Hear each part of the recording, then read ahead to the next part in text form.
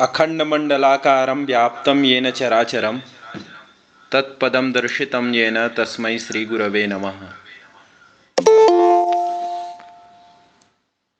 भवन्तः सर्वे जानन्ति अस्माकं छत्तीसगढ़ संस्कृत शिक्षा सेवा संस्थाने पञ्चदशदिवसात्मक संस्कृत महोत्सवस्य अयं महोत्सवः संस्कृत महोत्सवः प्रचलति। अस्मिन् संस्कृत महोत्सवे विविध कार्यक्रमाः भ्रमन्ति। अस्मिन्नेव क्रमे अद्य वयं समवेताः षष्ठम दिवसावसरे अस्मिन् षष्ठदिवसावसरे वयं विशिष्टव्याख्यानमालायाम् अत्र श्रोतुकामाः। अस्माकम् आमुखपटले अत्र विराजमानाः सन्ति अस्माकम् अतिथयः, अस्माकं सभाध्यक्षाः, अस्माकं मुख्यवक्तारः। अद्यतनीयस्य कार्यक्रमस्य ये मुख्यवक्तारः सन्ति विशिष्टव्याख्याने अस्मभ्यं यत् अस्मान् उपकरिष्यन्ति आचार्याः विद्यावारिधयः ज्योतिषादिशास्त्रेषु कृतभूरिपरिश्रमाः युवानः विद्वांसः डॉक्टर मृत्युंजय तिवारी महाभागाः एते कल्लाजी वैदिक विश्वविद्यालयस्य ज्योतिष विभागस्य अध्यक्षाः सन्ति। अथ च अस्य कार्यक्रमस्य सभाध्यक्षं निर्वहन्ति आचार्याः व्याकरणशास्त्रे कृतभूरिपरिश्रमाः विद्वांसः अस्माकं मार्गनिर्देशकाः प्रोफेसर विद्याकांत त्रिपाठी महाभागाः एते सन्ति गहिरागुरु महाविद्यालयस्य प्राध्यापकाः। एतेषाम् आध्यक्षेण अत्र कार्यक्रमः अग्रे भविष्यति। अथ च अत्र उभौ विद्वांसौ स्तः एतेषां क्रमेण त्रिपाठीवर्याणां चरणकमलेषु स्वकीयं नतिततिं प्रणमाञ्जलिं च विनिवेद्य पौनः पौन्येन हार्दिकं स्वागतं व्यनज्मि। आचार्याणाम् अत्र आमुखपटले अस्माकं सुस्वागतं वर्तते। संस्कृत महोत्सवे वयं समवेताः। तथैव तिवारी महाभागाः अत्र विराजन्ते। एतेषामपि अहं सुस्वागतम् अभिनन्दनं व्याहृत्य प्रणमाञ्जलिं निवेदयामि। इतोपि अस्माकं मातृकल्पा डॉक्टर पूर्णिमा किलकर महोदया अपि सन्ति। एतासामपि अहं प्रणमाञ्जलिम् अभिवादनं च कृत्वा स्वागतं व्याहरामि। इतोपि अस्माकं संस्थानस्य वरिष्ठसदस्याः आचार्याः मोहन पाठक महाभागाः अत्र विराजन्ते। एतेषां चरणकमलेषु अपि प्रणमाञ्जलिं विनिवेद्य सुस्वागतं व्याहरामि। अस्माकं समक्षे अत्र विराजमानाः सन्ति आचार्याः श्री बीपी तिवारी महाभागाः विद्वांसः ज्येष्ठाः श्रेष्ठाः सन्ति। एतेषामपि अहं सुस्वागतं व्याहृत्य अभिवादनं व्याहरामि। इतोपि संस्थानस्य आचार्याः संगठन सचिवाः आचार्य मुकेश चौबे महाभागाः अपि सन्ति। एतेषामपि सुस्वागतम् अभिनन्दनम्। इतोपि अन्ये श्रोतारः अस्माकं शिक्षकाः आचार्याः अथ च अन्ये संस्कृतानुरागिणाः तत्तत् स्थानेभ्यः अत्र संयुक्ताः। एतेषां सर्वेषाम् अथ च ऑनलाइन माध्यमेन ये पश्यन्ति तेषां सर्वेषां सुस्वागतं। सर्वेभ्यः संस्कृत महोत्सवस्य शुभकामना।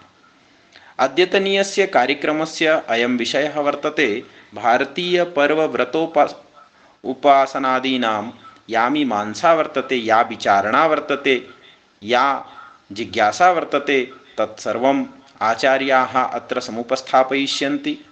अतएव हम अविलंबेन साक्षात् आचार्यान् प्रार्थयामि तिवारी महाभागान् अधुना सर्वान् अस्मान् च संबोधयन्तु इति। तिवारी महाभागाः आचार्याः।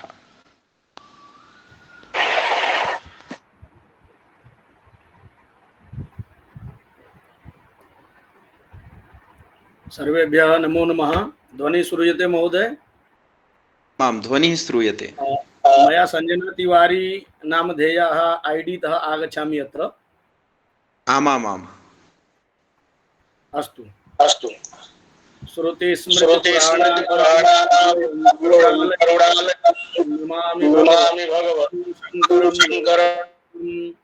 शंकरं शंकराचार्यं केशवं वादरायणं सूत्रभाष्यकृतौ वन्दे भगवन्तौ पुनः पुनः।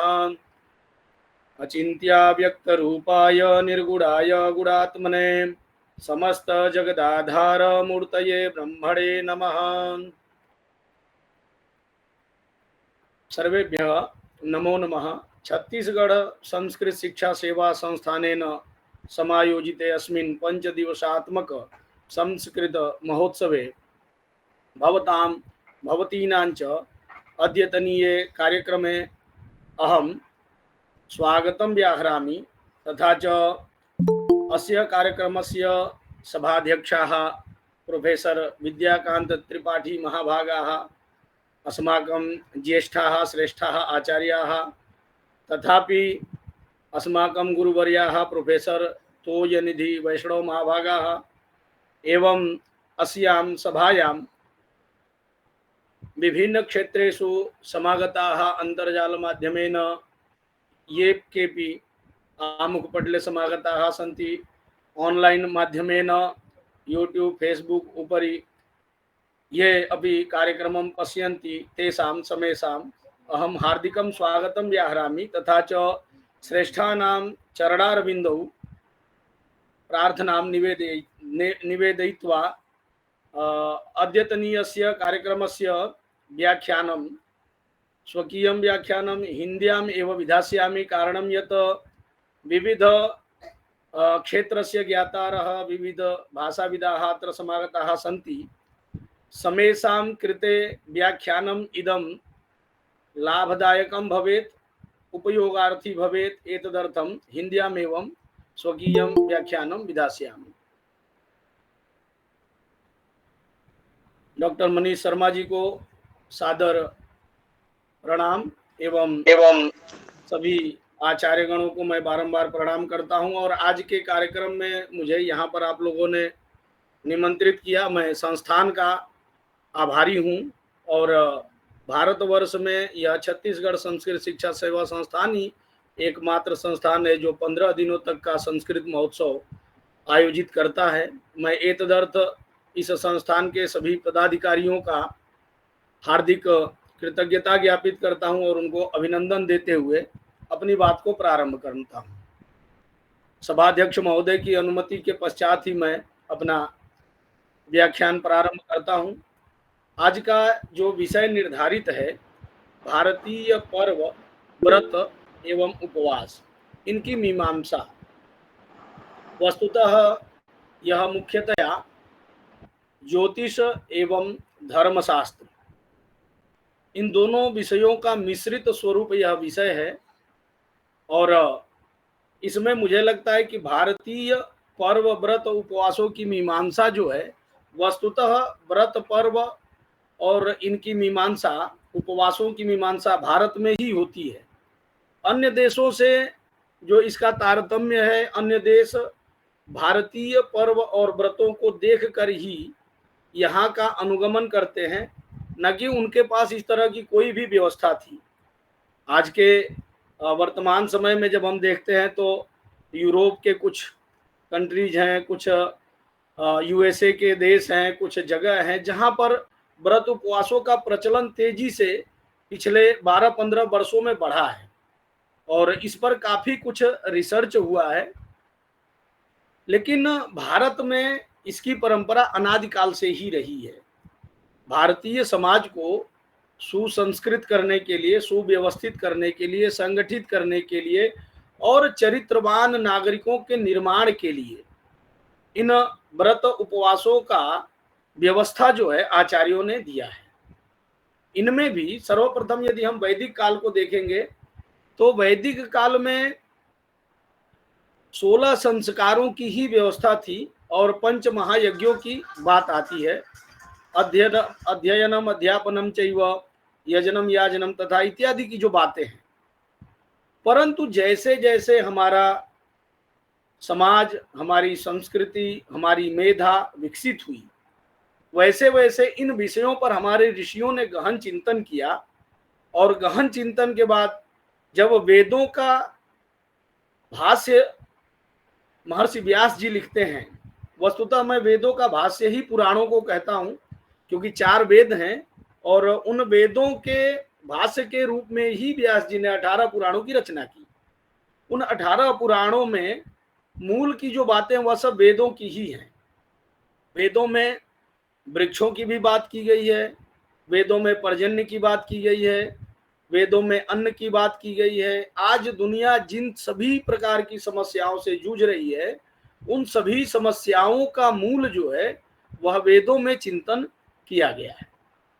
महर्षि वेद व्यास जी ने जब इन चारों वेदों के भाष्य को 18 भागों में प्रकाशित किया, लिखा, तो उन 18 पुराणों में हमारे व्रत उपवासों का निदर्शन किया गया। संस्कारों की अपेक्षा हमारी संस्कृति, हमारे व्रत, हमारे पर्व, हमारे उपवास, इन पर अधिक बल दिया गया।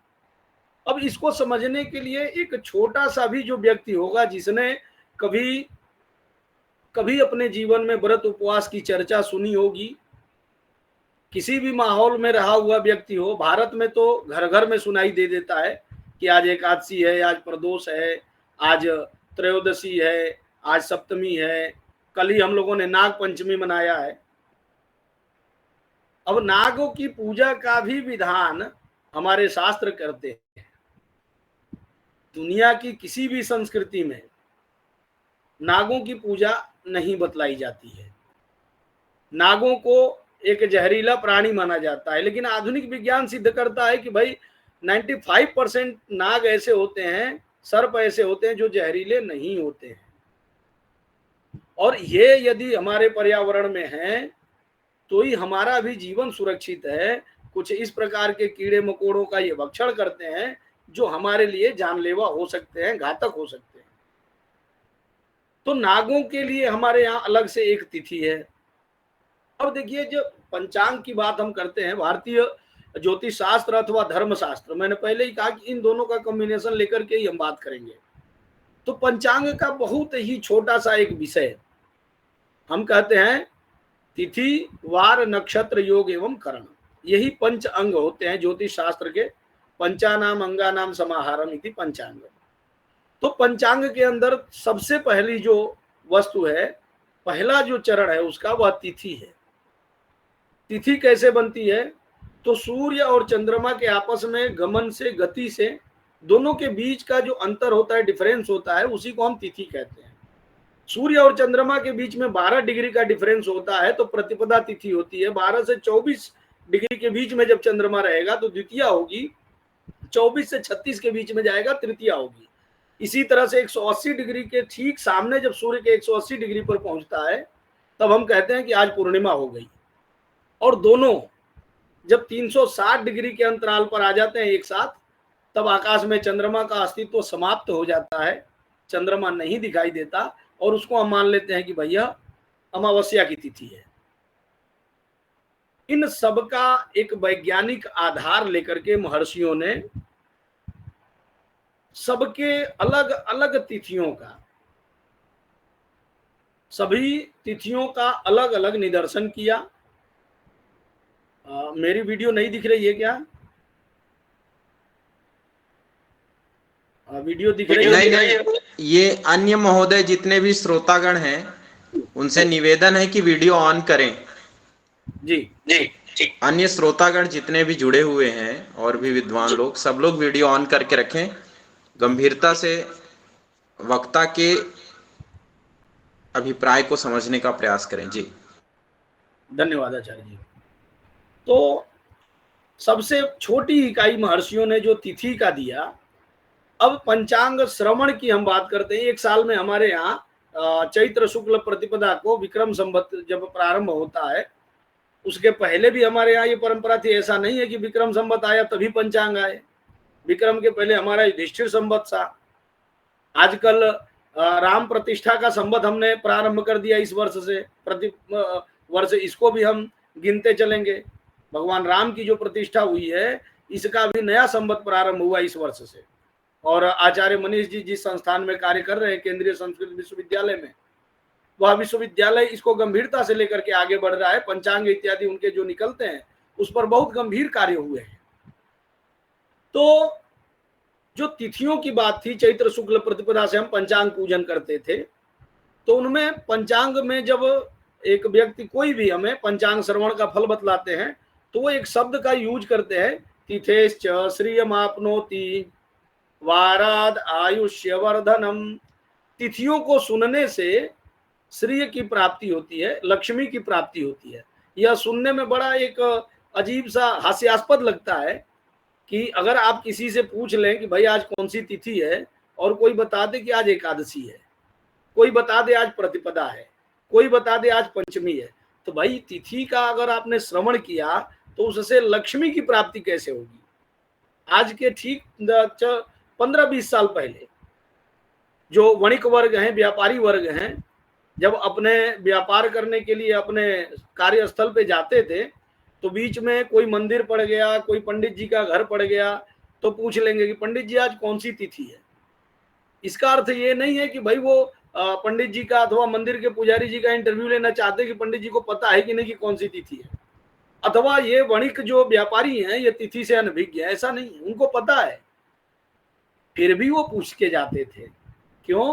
क्योंकि तिथेश्च श्रियमाप्नोति, उनको लक्ष्मी चाहिए। तो क्या वास्तव में तिथि को सुन लेने मात्र से धन की प्राप्ति हो जाती है? या ऋषियों ने जो तिथियों की 15 शुक्ल पक्ष की और 15 कृष्ण पक्ष की 30 तिथियां बनाई, तो उनके बीच में क्या ऐसा कोई सामंजस्य है जो धन की प्राप्ति कराते? बिल्कुल है, क्योंकि ऋषियों की वाणी कभी मिथ्या तो हो ही नहीं सकती। तो जब ऋषियों की वाणी मिथ्या नहीं हो सकती तो इसको तिथियों का नाम सुनकर के हम किस प्रकार धन की प्राप्ति कर सकते हैं? तिथियों के स्वामी बताए गए हैं। क्रमात् तिथि नाम पतयोग्निधात्री गौरी गणेशो हि गुहो रविश्च महेश दुर्गांतक विश्व विष्णु कामेश सोमा पितरो ही दर्शे। यह अग्नि से प्रारंभ करके प्रतिपदा से और 15वीं पूर्णिमा के सोम अमावस्या के दर्श पितृदेवता है, ये स्वामी है। अब आप जब ध्यान देंगे तो इन्हीं 15 तिथियों में हमारे यहाँ मुख्यतया भारतवर्ष में ही नहीं, ऑल ओवर वर्ल्ड की मैं बात करूं, पूरे विश्व में, मैं जिन शास्त्रों की बात कर रहा हूं, जिस विषय पर हम लोग बात कर रहे हैं, ऐसा नहीं है कि यह केवल शास्त्र जो हैं या तिथियां हैं ये केवल भारत के लिए हैं, नहीं। बहुत सारे ज्ञानी मिल जाते हैं तो कई बार बात हो जाती है, बोलते हैं कि कनाडा में तो लोग तिथियों को नहीं जानते हैं, तो उनका क्या होता है? शास्त्र जो है वह सार्वभौमिक है। शास्त्र किसी एक क्षेत्र के लिए नहीं है कि आप छत्तीसगढ़ में बैठे हैं तो वहां के लिए कुछ अलग नियम बना दिया गया, उड़ीसा के लिए अलग हो गया, गुजरात के लिए अलग हो गया, अथवा एशिया के लिए अलग हो गया, यूरोप के लिए अलग हो गया। ऐसा नहीं है। शास्त्र सार्वभौमिक है, समूचे विश्व को एक सूत्र में बांधने का काम भी शास्त्र करते हैं।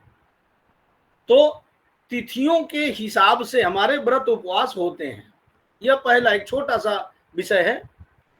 तिथियों के हिसाब से हमारे यहाँ देखिए, सभी लोग, आज के सबसे बड़ी विडंबना है कि हम गृहस्थ हैं, हमें पता नहीं है कि हम वैष्णव हैं कि हम शैव हैं। हम वैष्णव का मतलब हम विष्णु भगवान के उपासक हैं, शैव का मतलब हम शिव के उपासक हैं, गाणपत्य का मतलब हम गणपति के भक्त हैं अथवा गणपति के संप्रदाय से हैं, शाक्त का मतलब है कि शक्ति के उससे हैं, और सौर्य का मतलब है कि सूर्य के संप्रदाय से। ये 5 संप्रदाय हैं। आदित्यम गणनाथम च देवी रुद्रं च केशवम। बस यही 5 संप्रदाय हैं। अब इन 5 संप्रदायों में ये जो तिथियों के व्रत की बात है, तो आदित्य संप्रदाय के सूर्य से संबंधित जो भी भक्त हैं, जो भी उनके मानने वाले हैं, जो उनके आराध्य हैं सूर्य भगवान जिनके, उनके लिए आप सप्तमी की तिथि निर्धारित की गई है। सप्तमी की तिथि निर्धारित की गई है सूर्य के लिए। गणेश चौथ की पूजा दुनिया करती है। कुछ दिनों में गणपति का उत्सव होने वाला है। गुजरात महाराष्ट्र से यह प्रारंभ हुआ, महाराष्ट्र से बाल गंगाधर तिलक जी ने प्रारंभ किया। आज पूरी दुनिया, भारत तो छोड़िए, भारत के बाहर, आज के 20 साल पहले अन्य जगहों पर गणपति उत्सव का इतना प्रचार प्रसार नहीं था। आज जहां पर लोग नहीं जानते थे वहां पर भी मनाते हैं। नवमी दुर्गा माता का, तो दुर्गा पूजा जो है वर्ल्ड हेरिटेज में बंगाल का गिना गया। लेकिन आज कौन सा ऐसा राज्य है, कौन सा ऐसा शहर है, कौन सा ऐसा गांव है जहां दुर्गा माता की स्थापना नहीं होती है? गणपति जी की स्थापना कहां नहीं होती है? चतुर्थी उनको दिया गया, सप्तमी सूर्य भगवान को दिया गया, नवमी माता जी को दी गई। एकादशी पर तो सोशल मीडिया और इनके आने के बाद से इतना अधिक मायाजाल फैला हुआ है कि एकादशी 2-2 दिन चल रही है। कोई कहेंगे हम वैष्णव हैं तो ये करेंगे, स्मार्त हैं तो ये करेंगे। अबे इन चीजों का भेदभाव जब तक अपने दिमाग में स्पष्ट नहीं होगा, स्मार्त, वैष्णव, गृहस्थ, सन्यासी, सबके नियम हैं। और ये सबके नियम अपने मन से नहीं है, मनगढ़ंत नहीं है। हर किसी के पीछे एक विज्ञान काम करता है। गृहस्थ है तो गृहस्थ को व्रत में क्या, उपवास में क्या वस्तुएं भक्ष्या भक्ष्य हैं, वह गृहस्थ का अलग होगा, सन्यासी का अलग होगा, यति का अलग होगा। जो अलग अलग वस्तुओं को लेकर चलते हैं, सबकी वस्तुएं अलग अलग विषय हैं इनके। लेकिन इन 15 तिथियों में ही ध्यान दीजिएगा कि दुनिया के जितने भी व्रत उपवास हैं वह इन्हीं 15 तिथियों में ही मनाए जाते हैं। और तिथियों के अनुसार यदि आप कर्म करेंगे, तिथेश्च श्रियमाप्नोति की जो बात है कि तिथि से आपको लक्ष्मी चाहिए, तो बिल्कुल आप तिथियों के हिसाब से युक्ताहार विहारस्य, भगवान गीता में कहते हैं कि आप आहार विहार को संतुलित कीजिए। अगर अग्नि की तिथि है तो अग्नि से संबंधित आपका भोजन जो है वह उसी हिसाब का होना चाहिए। तृतीया तिथि है, नवमी तिथि है तो आप कन्या का पूजन कीजिए। पंचमी तिथि है तो नागों की तिथि है। चतुर्थी तिथि है, गणेश जी की तिथि है। आपका कौन सा समय कैसा चल रहा है उसको जान करके, और जब आप तिथियों पर थोड़ा सा विचार करेंगे तो आपको सही में समझ में आएगा कि बिल्कुल यह धन को बढ़ाने वाली है।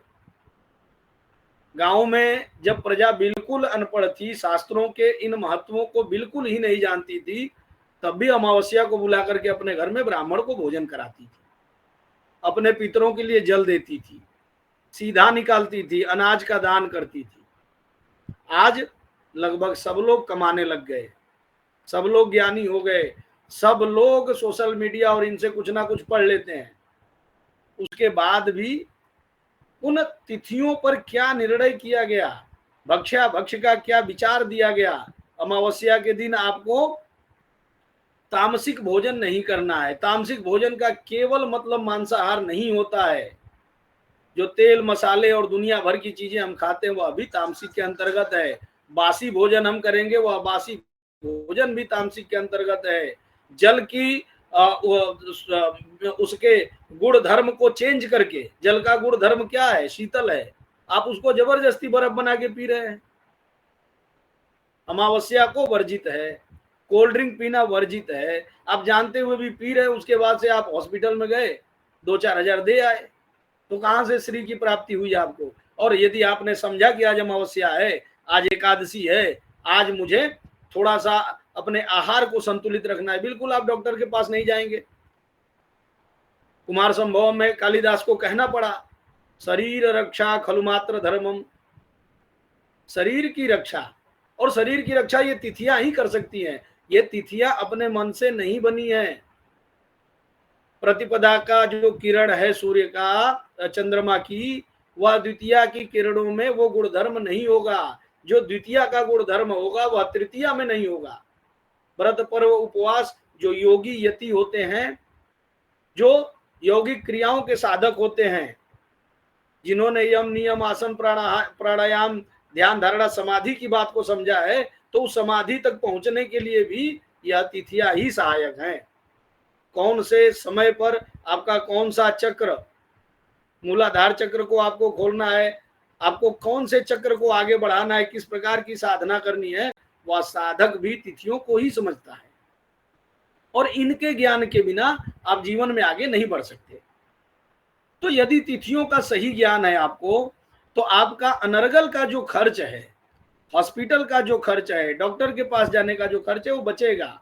बचेगा तो बिल्कुल सीधी सी बात है कि आपको धन की प्राप्ति होगी। ऋषियों ने जो बात कही, क्योंकि आज के सभाध्यक्ष जी ही महावैयाकरणी हैं, तो फिर इनके समक्ष कुछ भी कहना, मेरा विषय अलग ही है। मैं ज्योतिष का विद्यार्थी हूँ और धर्मशास्त्र में भी थोड़ी सी रुचि रखता हूँ। तो उसमें अभिधा लक्षणा और व्यंजना की बात की है। तो आप किसी भी सेंटेंस को, वाराद आयुष्य वर्धनम, वार से आयु की प्राप्ति होती है, वार के कर्म बतलाए कि कौन से कर्म आपको रविवार के दिन कौन से कर्म करने हैं, सोमवार के दिन आप इन बातों को नहीं मानेंगे। अगर शनिवार को कहा कि बाल नहीं कटवाना है, शनिवार के दिन बाल नहीं कटवाना है, तो उसका कुछ तो कारण है। क्योंकि उत्तरात्रयम रेवत्यो उत्तरात्रयम रोहिण्यो भास्करश्च ध्रुवम स्थिरम, रविवार जो है सूर्य का जो वार है, और तीनों उत्तरा नक्षत्र रोहिणी, ये क्या है, ध्रुव और स्थिर है। इस दिन कोई भी स्थिर कार्य आप करें, आपको बगीचा बनवाना हो, आपको कहीं पर ज्वाइन कर रहे हैं, वहां पर आपको स्थिर रहना है, कोई राज्य कार्य करना है, बिल्कुल कीजिए। चंद्रश्चापि चरम चलम, चंद्रमा जो है वो चंचल है। भगवान गीता में इसी बात को दो, जब कृष्ण अर्जुन पूछते हैं कि महाराज दुनिया में कठिन क्या है, तो भाई ये मन जो है या चंचल है, चंद्रमा की भांति चंचल है, और इसको मन को एकाग्र करना सबसे बड़ा कठिन कार्य है इस दुनिया में। वेद कहता है कि चंद्रमा मनसो जाता, मन की उत्पत्ति ही चंद्रमा से हुई है। और चंद्रमा जो है, अभी जो तिथियों का हमने गणित बतलाया कि 12 डिग्री में रहते हैं, तो एक राशि को भोगने में सूर्य 1 महीना लेता है, चंद्रमा 2.25 दिन में उस राशि को 30 डिग्री को पूरा कर लेता है। तो सीधी सी बात है कि वो तो सभी ग्रहों में तेज है, सभी ग्रहों में चंचल है। तो उस सोमवार में जो काम आप करेंगे, चंचल कार्य करेंगे, ट्रांसपोर्ट का आपको काम करना है, बिजनेस का काम करना है, दुकान खोलना है, चलते रहना चाहिए, उसको आप कीजिए। मंगलवार को कहा कि भाई साठ्य कर्माधिकार चाहिए, आपको जो लड़ाई झगड़ा और कोर्ट कचहरी मुकदमा करना, ये सब मंगलवार में। कहने का मतलब है कि सभी चीजों के कर्म बतलाए गए हैं, और इन तिथियों को, वारों को समझने से ही आयुष्य की वृद्धि होगी और धन की प्राप्ति होगी। नक्षत्रों से, करण से, करणम कार्य सिद्धि स्यात्, करण को जानेंगे तो कार्य की सिद्धि होगी। ये पंचांग का एक सिंपल सा, बहुत बेसिक चीजें हैं ये। अब हम बात करेंगे अपने व्रत उपवासों की, जो मीमांसा है, थोड़ा सा इस पर चर्चा करेंगे। मैं अभी तक पंचांग पर थोड़ी सी अपनी बात को रख रहा था। तो व्रत उपवास की वास्तविक जो स्थिति है, चाहे जो भी ये कर्म किए जा रहे हैं, ये कर्म क्यों करने हैं, क्योंकि व्रत उपवास जो भी हम करते हैं, तो वस्तुतः इनका जो भी हमारे जीवन पर प्रभाव पड़ता है, भारतीय आस्तिक दर्शनों में, आस्तिक नास्तिक जिसको भी हम कहें, सबसे प्राचीन दर्शन जो है वह सांख्य दर्शन है। और सांख्य दर्शन का प्रारंभ जो होता है, वह कारिका कहती है कि दुख त्रयाभिघाता, 3 प्रकार के दुख हैं, आधिदैविक, आध्यात्मिक और आधि भौतिक। और इनको समूल नष्ट करने के लिए ही, अथवा किंचित क्षण के विलंब के लिए ही यह सांख्य दर्शन का प्रादुर्भाव हुआ है, अथवा मैं उसकी व्याख्या करने जा रहा हूं, ऐसा ऋषि कहते हैं। अब आप देखिए, वो जो दुख हैं उन्हीं को शारीरिक, कायिक, वाचिक, मानसिक के हिसाब से बांटा गया है आगे चल के। ये सबकी मीमांसा अथवा इन सब का उपचार इन व्रत और पर्वों के उपाय से ही संभव है। जो हम व्रत उपवास करते हैं तो इनका सबसे बड़ा जो एक हमें उसका महत्व दिखाई देता है, वो महत्व अपने आप में हमें दिखाई देता है कि सबसे बड़ा महत्व संस्कृति को बचाने के लिए, सांस्कृतिक महत्व। आप छत्तीसगढ़ी लोकगीतों को आप नहीं जानेंगे, आने वाली पीढ़ी को आप छत्तीसगढ़ी लोकगीतों को नहीं बताएंगे। लोकगीत है क्या? आप किसी भी लोकगीत को उठा के देखिए, उसमें आपके ही महापुरुषों की, आपके ही उस क्षेत्र के सूरवीरों की, लोक देवताओं की कुछ ना कुछ गाथा है। लेकिन उन लोक गीतों के माध्यम से हमने उसको व्यापक स्तर पर, हमारे आज तो बहुत सारे संसाधन हैं कि आपको कहीं हिलना नहीं है, बैठे बैठे सुन ले रहे हैं, बैठे बैठे देख ले रहे हैं। जब आज के 5,000 10,000 साल पहले कोई व्यवस्था ही नहीं थी, तब भी हमारी माताओं बहनों ने लोक गीतों के माध्यम से हमको आपस में जोड़ा। और हमारी संस्कृति क्या है, हमारा परिधान क्या है, हमारी वेशभूषा क्या है, हमारी पहचान क्या है, सभी क्षेत्रों का मैं केवल एक उदाहरण मात्र छत्तीसगढ़ का दे रहा हूं। लेकिन आप नृत्य देखिए तो कहीं का गरबा फेमस है, तो कहीं का डांडिया है, तो कहीं का कुछ। किसने सिखाया, ये किसने बताया? तो संस्कृतियों को बचाने का सबसे बड़ा श्रेय इन्हीं व्रत उपवासों को, त्योहारों को है। अगर ये त्योहार नहीं होते तो आप अपनी परंपराओं से ही कट गए होते, और अपनी परंपराओं से कटने के बाद आज जब हम शास्त्र नहीं पढ़ते हैं, संस्कृत नहीं पढ़ते हैं, तो जो लोगों ने शास्त्र को नहीं पढ़ा वो आके हमको बता देंगे, देखो तुम्हारे गीता में तो ऐसा लिखा है। और फिर हमारे ही लोग, हम ही लोग मान लेते हैं, हाँ यार वो देखो बता रहा था। अब बता रहा था इसका मतलब उसने पढ़ा नहीं है और ना आपने पढ़ा है, और दोनों ने मिलकर एक नया मिथक और खड़ा कर दिया, दोनों मिलकर प्रचार प्रसार करते रहोगे। तो लोक परंपराओं को बचाने का सबसे बड़ा श्रेय इन्हीं त्योहारों को है। आप किसी भी जगह पर, वो क्षेत्रीय स्तर के, हर राज्य के, हर क्षेत्र के कुछ ना कुछ अपने त्योहार हैं जिन पर हम साल भर में इकट्ठे होते हैं, अपने परंपराओं को मनाते हैं। तो ये श्रेय जो है त्योहारों को जाता है। इसके बाद से क्षेत्रीय की बात कर लेंगे। राष्ट्र स्तर पे बहुत सारे व्रत त्योहार ऐसे हैं कि जब आप उन त्योहारों को, जैसे एक छठ का महापर्व है, कुछ एक बिहार के ही माने मिथिला में यूं समझ लीजिए कि यह व्रत था। आज यह कंबोडिया से लेके, मलेशिया से लेके, सिंगापुर से लेके, भारत को तो छोड़िए, ये सब जगह का एक ट्रेंड बन गया है। वो मांग में सिंदूर भरना औरतों को अच्छा लगता है, उसमें पर्यावरण से संबंधित, अपनी जड़ों से जुड़े रहने से संबंधित सारी भोज्य पदार्थों का भोग लगता है। गन्ने को ले जाते हैं, मूली को ले जाते हैं, जड़ों को ले जाते हैं। तो लोग अपनी परंपराओं से जुड़ते हैं। और जब सब जगह पंडित जी उपलब्ध नहीं थे, सब जगह शास्त्र के ज्ञाता उपलब्ध नहीं थे, सब जगह ज्ञानी उपलब्ध नहीं थे, तब हमारी माताओं बहनों ने लोक गीतों के माध्यम से ही इनकी हिस्ट्री को, इनका इतिहास क्या है, उस व्रत का क्या महत्व है, उस व्रत के करने की क्या विधि है, उस व्रत उपवास की क्या तिथि है, और उस व्रत उपवास को क्यों किया जाए, इस व्रत को किसने किया था, किम फलम किम विधानम च कृतम केनैव तद्व्रतम, सभी प्रकार के जो सवाल हैं, वाट वेन वाई, जितने भी सवाल आपके दिमाग में हो सकते हैं, माताओं बहनों ने लोकगीतों के माध्यम से उसको प्रस्तुत किया। कई जगह पर छठ पूजा में आप देखिए, चाहे बड़े बड़े व्रत त्योहार होते हैं, वहां पर अभिनय के माध्यम से भी, एक्टिंग के माध्यम से भी वो चीजें दिखाई जाती हैं।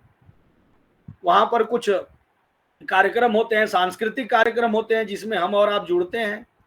उससे भी हम उन परंपराओं को, उस महत्व को ठीक से समझ पाते हैं। त्योहारों की एक समरूपता पर मैं बात कर रहा हूं कि मैंने भारत को किस प्रकार से त्योहारों ने एक सूत्रता में बांध के रखा है। केवल कह देने से वसुधैव कुटुंबकम की बात नहीं है। यही जो छोटे छोटे त्योहार हैं, छोटे छोटे व्रत हैं, छोटे छोटे उपवास हैं, यही हमें वसुधैव कुटुंबकम की बात करते हैं। आज भी हमारे यहाँ एकादशी जो व्रत है, तो एकादशी के दिन घर में 6 सदस्य यदि व्रत है, 7वें को अपने आप खिचड़ी खाना, ये फलाहारी। वसुधैव कुटुंबकम हमारे घर से ही तो शुरू होता है। 7वें के लिए अलग से क्यों भोजन बनेगा भाई? उसी फलाहारी में से वो भी खाएगा। भाई रोगी है, वृद्ध है, उसके लिए तो चलो व्यवस्था है, कर देंगे। लेकिन उन चीजों को जो लोग समझते हैं, तो परिवार की एक रूपता भी इन्हीं व्रत उपवासों से बंधती है। उसके बाद से सामाजिक स्तर पे पहले के समय में आप देखिए, लोगों को जुटाने के लिए, आज लोग कहते हैं कि दुनिया बदल गई। कोई दुनिया नहीं बदली। आप समाज को एक रूपता लेने के लिए आप दुनिया भर के समाज बना दिए। ब्राह्मण समाज अलग हो गया, ठाकुर समाज अलग हो गया, वैश्य वर्ग का समाज अलग हो गया। कोई समाज हमारे यहाँ था ही नहीं। हम सभी लोग मिलकर, आज छठ घाट पे आप चले जाइए, छठ पूजा होती है, मंदिरों में श्रावण महोत्सव चल रहा है, आप चले जाइए। दुनिया को छोड़िए, हमारा छत्तीसगढ़ संस्कृत शिक्षा सेवा संस्थान जो है, इस संस्कृत महोत्सव को मना रहा है। हम कितने लोगों को पूछते हैं भाई कि आप कौन है? यहाँ तो ओपन टू ऑल एंट्री है ना, आप आइए तो ज्ञान बढ़ाइए। भागवत की कथा चल रही है, श्रावण महोत्सव चल रहा है, झूला महोत्सव चल रहा है। कौन किसका नाम पूछता है, कौन किसका जाति पूछता है, कौन किसका गोत्र पूछता है? यह एक रूपता बढ़ाने का काम केवल और केवल इन हमारे पर्वों में है, हमारे व्रतों में है, हमारे त्योहारों में है। अन्यत्र कहीं नहीं दिखेगा आपको। सामाजिक एक रूपता के लिए लोगों ने नया नया आडंबर शुरू कर दिया। ये मीटिंग है, वो मीटिंग है। भाई कोई मीटिंग नहीं होती थी हमारे यहाँ। हमारे यहाँ रामनवमी होती थी, कृष्ण जन्माष्टमी होती थी, पूरी दुनिया आती थी। शिवरात्रि होती है, नवरात्रि होती है। और इनके पीछे इतना बड़ा विज्ञान है। नवरात्रि 2 ही आती है पूरे साल में, वैसे तो 4 कहते हैं गुप्त नवरात्रियों को लेकर। अब ये दोनों नवरात्रियां एक शरद ऋतु के संयोग पे आती है। अभी कुछ दिनों बाद प्रारंभ होगी, जब बरसात का मौसम जाएगा, गर्मियों का मौसम जा रहा होगा और शरद ऋतु का, ठंडी का आगमन शुरू हो रहा होगा। उस संधि पर, ठीक 6 महीने की संधि पर वह नवरात्रि होगी। और जब मार्च के महीने में ठंडी का आगमन हो रहा होगा और प्रचंड गर्मी का आगमन हो रहा होगा, उस समय भी हम नवरात्रि मनाते हैं। इन्हीं संधियों में सबसे ज्यादा डॉक्टर के यहाँ लाइन दिखेगी आपको हॉस्पिटलों में। तो हमारे ऋषियों ने कहा कि भैया इन 9 दिनों तक तुम उपासना कर लो, रात्रि जागरण कर लो, दिन में सो लो। उसकी व्यवस्था तो यही थी। वो नवरात्रि है, 9 दिन थोड़ी है। शिवरात्रि है, रात्रि की पूजा है। लेकिन हम अपनी व्यवस्था के हिसाब से दिन में ही पूजा करके रात को सो रहे हैं। ठीक है, लेकिन सब जुट तो रहे हैं, सब एक दूसरे से मिलते रहे हैं। आज की तरह मीटिंग करके उस मीटिंग में 5 लोग जुड़ रहे हैं, 6 लोग जुड़ रहे हैं, आपके समाज के लोग ही नहीं जुड़ रहे हैं। तो हमारे ऋषियों ने जो एक व्यवस्था दिया, वह सामाजिक समरूपता का व्यवस्था दिया, ना कि किसी भी प्रकार का भेदभाव का बात किया। उसके बाद से इन व्रतों का लाभ क्या है, इन त्योहारों का, उपवासों का लाभ क्या है? तो सबसे बड़ा लाभ है आपका शारीरिक।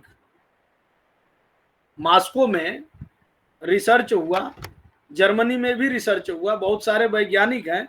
आप मॉस्को का एक हॉस्पिटल है जिसको गोरीचिस्क अस्पताल के नाम से, हॉस्पिटल के नाम से जानते हैं। वहाँ की जो क्लाइमेट है और वहाँ पर जो माने इलाज करने का, उपचार करने का जो तरीका है, वहाँ पर बौद्ध ज़्यादा लोग हैं। और उनको जैसे ही वहाँ पर आप अस्पताल में जाते हैं, तो आपको पहले ही दिन से ट्रीटमेंट में आपका खान पान कम करके आपको तिथियों के अनुसार उपवास कराया जाता है कि आज के दिन आपको केवल ये लिक्विड पे ही रहना है, आज के दिन आपको केवल इतना सा लेना है। हमारे यहाँ चांद्रायण व्रत इत्यादि की जो व्यवस्था थी, वो क्या थी भाई? 15 दिन है, 15 तिथियां हैं, और 15 दिन का आपका भोजन जो है कृष्ण शुक्ल प्रतिपदा से प्रारंभ होगा। प्रतिपदा के दिन आप 1 कौर खाएंगे, दूसरे द्वितीया के दिन 2 ग्रास लेंगे, तृतीया के दिन 3, पूर्णिमा तक जाते जाते आप 15 ग्रास ले रहे थे।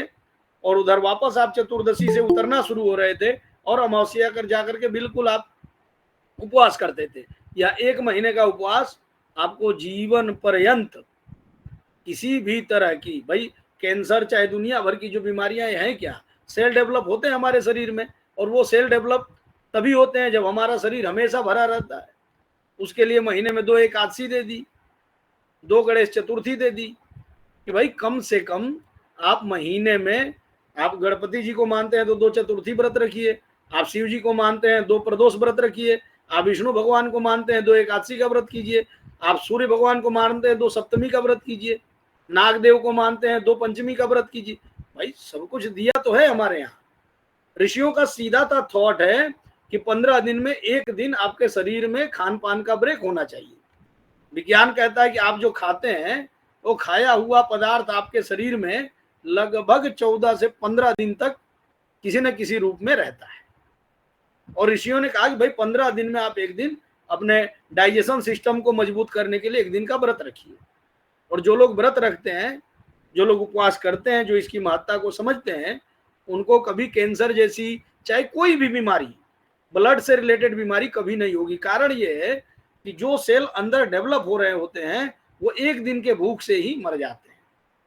वह उपवास भी हमारे यहाँ रात के 12 बजे का कोई नियम नहीं है कि 12 बज गया रात को, चलो अब तो आज 15 तारीख से 16 तारीख हो गई, व्रत कर लो, हो गया, रात को 12 बजे खा लो। नहीं, हमारे यहाँ उदयादुदयम भानो सावनम तत्प्रकीर्तितम सूर्य सिद्धांत में मयासुर दानव को जब भगवान सूर्य रूपी अंशावतारी पुरुष ज्ञान दे रहा होता है तो वह स्वयं कहता है कि भाई एक सूर्योदय से, यदि आज शनिवार है तो प्रातः सूर्योदय तक शुक्रवार ही था और कल सूर्योदय तक शनिवार ही रहेगा। रात के 12 बजे का कोई सिस्टम नहीं है। ये हमने अपनी व्यवस्था के लिए, अपने वस्तुओं को सुचारू रूप से चलाने के लिए, व्यवस्थाओं के लिए हमने तारीख 12 बजे रात का या जो भी सिस्टम हमने बना रखा है वो हमने बना रखा है शास्त्रकारों के अनुसार। अच्छा, वह सूर्य उदय का क्यों महत्व दे दिया? भाई सूर्य सिद्धांत में उसको कहना पड़ा कि उदयादुदयम भानो, एक सूर्योदय से दूसरे सूर्योदय तक। भगवान राम के स्वयं के भाई लक्ष्मण को बाण लगता है और वह संजीवनी बूटी लाने के लिए जब वैद्य को बुलाते हैं, वह वैद्य भी आप देखिए, डॉक्टर उनके यहाँ का नहीं था तो लंका से बुलाए सुसेन वैद्य को, और वैद्य आता है तो वैद्य कहता है कि भाई ये औषधि ले आओ, लेकिन कब तक ले आना? सूर्य उदय के पहले ले आना। क्या कारण था? ये उदय की महत्ता क्या है मैं ये बताना चाहता हूं। केवल कहता है कि सूर्य उदय के पहले ले आना, क्योंकि सूर्य की किरणें जैसे उस संजीवनी बूटी पर पड़ेगी उसका गुण धर्म कम हो जाएगा, और इसीलिए हनुमान जी को जाना पड़ा। ये सब माइथोलॉजी जो स्टोरी है, इसके पीछे कारण यही तो है कि आप अपनी चीजों को जाने रहिए। भगवान राम स्वयं मर्यादा पुरुषोत्तम थे, यदि चाहते तो हाथ ऐसे घुमा देते। उसी तुलसीदास जी ने लिखा हुआ है, तुलसीदास रामचरितमानस में लिखते हैं कि शाम के टाइम में रीछ भालू सब पर हाथ घुमाते थे, सब जीवित हो उठते थे। तो लक्ष्मण जी पर यह विद्या क्यों प्रयोग में नहीं की गई? ये सिर्फ स्टोरी आपको बताने के लिए किया गया कि नहीं भाई साहब, ऐसा है कि जहां पर वैद्य की जरूरत है वहां वैद्य को ही बुलाओ, और जहां औषधि की जरूरत है वहां औषधि को ही लो। भगवान राम अगर वो विद्या लक्ष्मण जी पर प्रयोग करते तो आज 90% मार्केट में जो वैद्य और ये झाड़ फूक करने वाले ओझा सोखा घूमते हैं, कहते हैं अभी हिमालय से सिद्ध करके वही राम भगवान वाली विद्या लेके उतरा हूं, भगवान राम ने दिया हमको। ये जानते थे कि ये चीजें कलयुग में होंगी, इसीलिए इनको इतना सारा परिश्रम करना पड़ा, अपने स्वयं के भाई के लिए डॉक्टर बुलाना पड़ा और औषधि बुलानी पड़ी और औषधि का भी नियम बताना पड़ा। तो ये नियम हम पर क्यों लागू नहीं होंगे भाई कि रात के 12 बजे हम खा लेंगे? रात के 12 बजे क्या बिगड़ रहा है, क्या बन रहा है, क्या चेंज हो रहा है? सूर्य उदय तो हो रहा है, बिल्कुल दिखाई दे रहा है, संध्या हो रही है, संधि शब्द से संध्या बना है, तो प्रातः संध्या और सायं संध्या की बात है। उसी संध्या काल में हम लोग यहाँ पर बैठ करके कुछ चर्चा परिचर्चा कर रहे हैं। तो ये निश्चित रूप से जो भी व्रत उपवासों की महत्ता है, जो भी कहानियां हैं पुराणों की, जो भी बातें हैं, वह निश्चित रूप से हमें अवेयर करने के लिए, जागरूक करने के लिए, बनाई गई हैं। वह छठ पर्व हो, वह किसी भी तरह का पर्व हो, किसी भी तरह का उपवास हो। अभी हरितालिका तीज आने वाली है कुछ दिनों में। माताएं बहनें, हर तरफ हरियाली, अमावस्या अभी गई है। जब पेड़ पौधे लगाने की बात है, हमारे यहाँ सभी प्रकार के चिंतनों पर विचार किया गया। तो शारीरिक शुद्धि व्रतों से हो सकता है। कायिक, खाने पीने को ही खाली व्रत नहीं कहा गया, मौन व्रत भी होता है। तो कायिक शुद्धि तो हो जाएगी खाने पीने से, लेकिन वाचिक कैसे होगी? तो वाचिक के लिए कहा कि मौनम सर्वत्र, मौन जो है वह अत्याधिक रहना। तो मौन की परिपाटी यही है। आज इन्हीं सब चीजों से, हमारे वेदों पुराणों से इसी बातों को तो लेकर के आप देखिए, किसी के विरोध में मौन रैली निकाली जाती है, कुछ नहीं बोलेंगे, इनके खिलाफ हम मौन रहेंगे। काली पट्टी बांध के विरोध दिखाया जाता है, भूख हड़ताल की जाती है। अरे भाई, भूख हड़ताल है, उपवास नहीं है वो। हड़ताल में हम उग्र होते हैं, क्रोधी होते हैं, किसी के प्रति हिंसात्मक स्वरूप में हड़ताल करते हैं, लेकिन उपवास में ऐसा नहीं होता है। इन दोनों में बड़ा फर्क है और इनमें बड़ी विज्ञान छुपा हुआ है कि वाचिक शुद्धि कैसे हो। तो आपको मानसिक व्रत रखना है। आज मोबाइल के युग में रात को 2 बजे भी फोन आ जाए तुरंत उठा लेंगे, सुबह 6 बजे आ जाए तुरंत। भाई क्यों उठा लेंगे? आपने अपनी सुविधा के लिए मोबाइल रख रखा है कि असुविधा के लिए रख रखा है? तो कभी भी बच गया, किसी को कभी भी याद आ गई, घुमा दिया उसने, अरे लाओ उठा लेते हैं। क्यों उठा लेंगे भाई? उसको भी ठीक है, जो काम होगा होगा, अपने समय से होगा। उस एक पर्टिकुलर आप समय निर्धारित करें, उससे आपका वाचिक सुधरेगा। वाचिक सुधरने का मतलब है कि आप सत्य का अनुगमन करेंगे। मोबाइल पर बात करने से अत्यधिक झूठ बोलने की आवश्यकता पड़ती है। एसी में सो रहे होंगे तब भी बताएंगे कि अरे यार एक जगह बैठा हूं, अभी तो मीटिंग चल रही है। काहे की मीटिंग चल रही है? सो रहा है आदमी। माने बिना मतलब के झूठ, जबकि उस झूठ से कोई ना लाभ है ना कोई हानि है। लाभ होता तो बोल भी देते। झूठ बोलने के लिए भी कृष्ण भगवान ने और पुराणों ने, हमारे स्कंद पुराण का कोई कथा आता है कि जहां पर गऊ की हत्या का ये हो वहां झूठ बोल दो, गऊ की जान बचानी हो। जहां पर खुद की जान कहीं फंसी हुई हो वहां झूठ बोल दो। लेकिन यहाँ कौन सी जान फंसी हुई, जबरदस्ती झूठ क्यों बोलना है? तो ये वाचिक होता है। और मानसिक शुद्धि कैसे होगा? आप केशवाय नमः, माधवाय नमः, नारायणाय नमः करते हैं व्रत उपवास के दिन। तो हमारे यहाँ ये कहा गया कि भाई आप जो भी प्रतिदिन भगवान को भोग लगाते हैं, भोजन करते हैं, तो भोजन के पश्चात आपको जो भगवान के भोग में तुलसी जी के पत्ते हैं, तुलसी दल है, उसको ग्रहण करना है मानसिक शुद्धि के लिए। आचमन करना है। तुलसी मिये विचिन्वंती धनियास्ते कर पल्लव, आचार्यिंदु कहता है कि तुलसी का पत्र जो लोग तोड़ते हैं उनका हाथ जो है, कर पल्लव जो है, वह धन्य है। क्यों धन्य है भाई? विज्ञान मानता है, विज्ञान कहता है कि Hg जो पारा है, सर्वाधिक दुनिया में जितने पौधे हैं, जितने पेड़ हैं, सबसे ज्यादा पारा तुलसी के पौधे में होता है। इसीलिए तुलसी हमेशा सीलन वाले जगह में होती है। इसके बहुत सारे रीजन हैं। तो मानसिक शुद्धि के लिए आप जिस दिन व्रत रहें उस दिन मन से भी व्रत रहें। मन से भी व्रत का मतलब ये नहीं कि दिन भर एक ऑर्डर चलाया करे, अरे तुमको पता नहीं है कि आज मेरा एकादशी का व्रत है। अरे भाई क्यों पता रहेगा उसको? आज मैं तुमको बता देता, अगर एकादशी नहीं होती ना, आज तुमको बताया था। क्या बताया था भाई? तुम मत कर एकादशी। ऐसे एकादशी का कोई मतलब नहीं है। उग्र हो करके, व्यग्र हो करके लोगों को डराना धमकाना ये एकादशी नहीं है। एकादशी का मतलब है कि मानसिक शुद्धि। कोई भी व्रत है, मैं एकादशी की ही बात नहीं कर रहा हूं, कोई भी व्रत है हमें मानसिक शुद्धि की बात करता है। मानसिक शुद्धि का हमें सिखाता है कि मानसिक शुद्धि किस प्रकार से हमें करनी है। इन चीजों का ध्यान रखना है।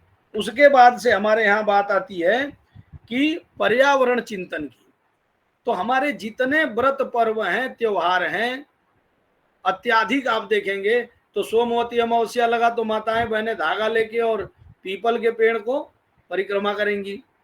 अभी वट सावित्री का व्रत कुछ दिन पहले ही गया है।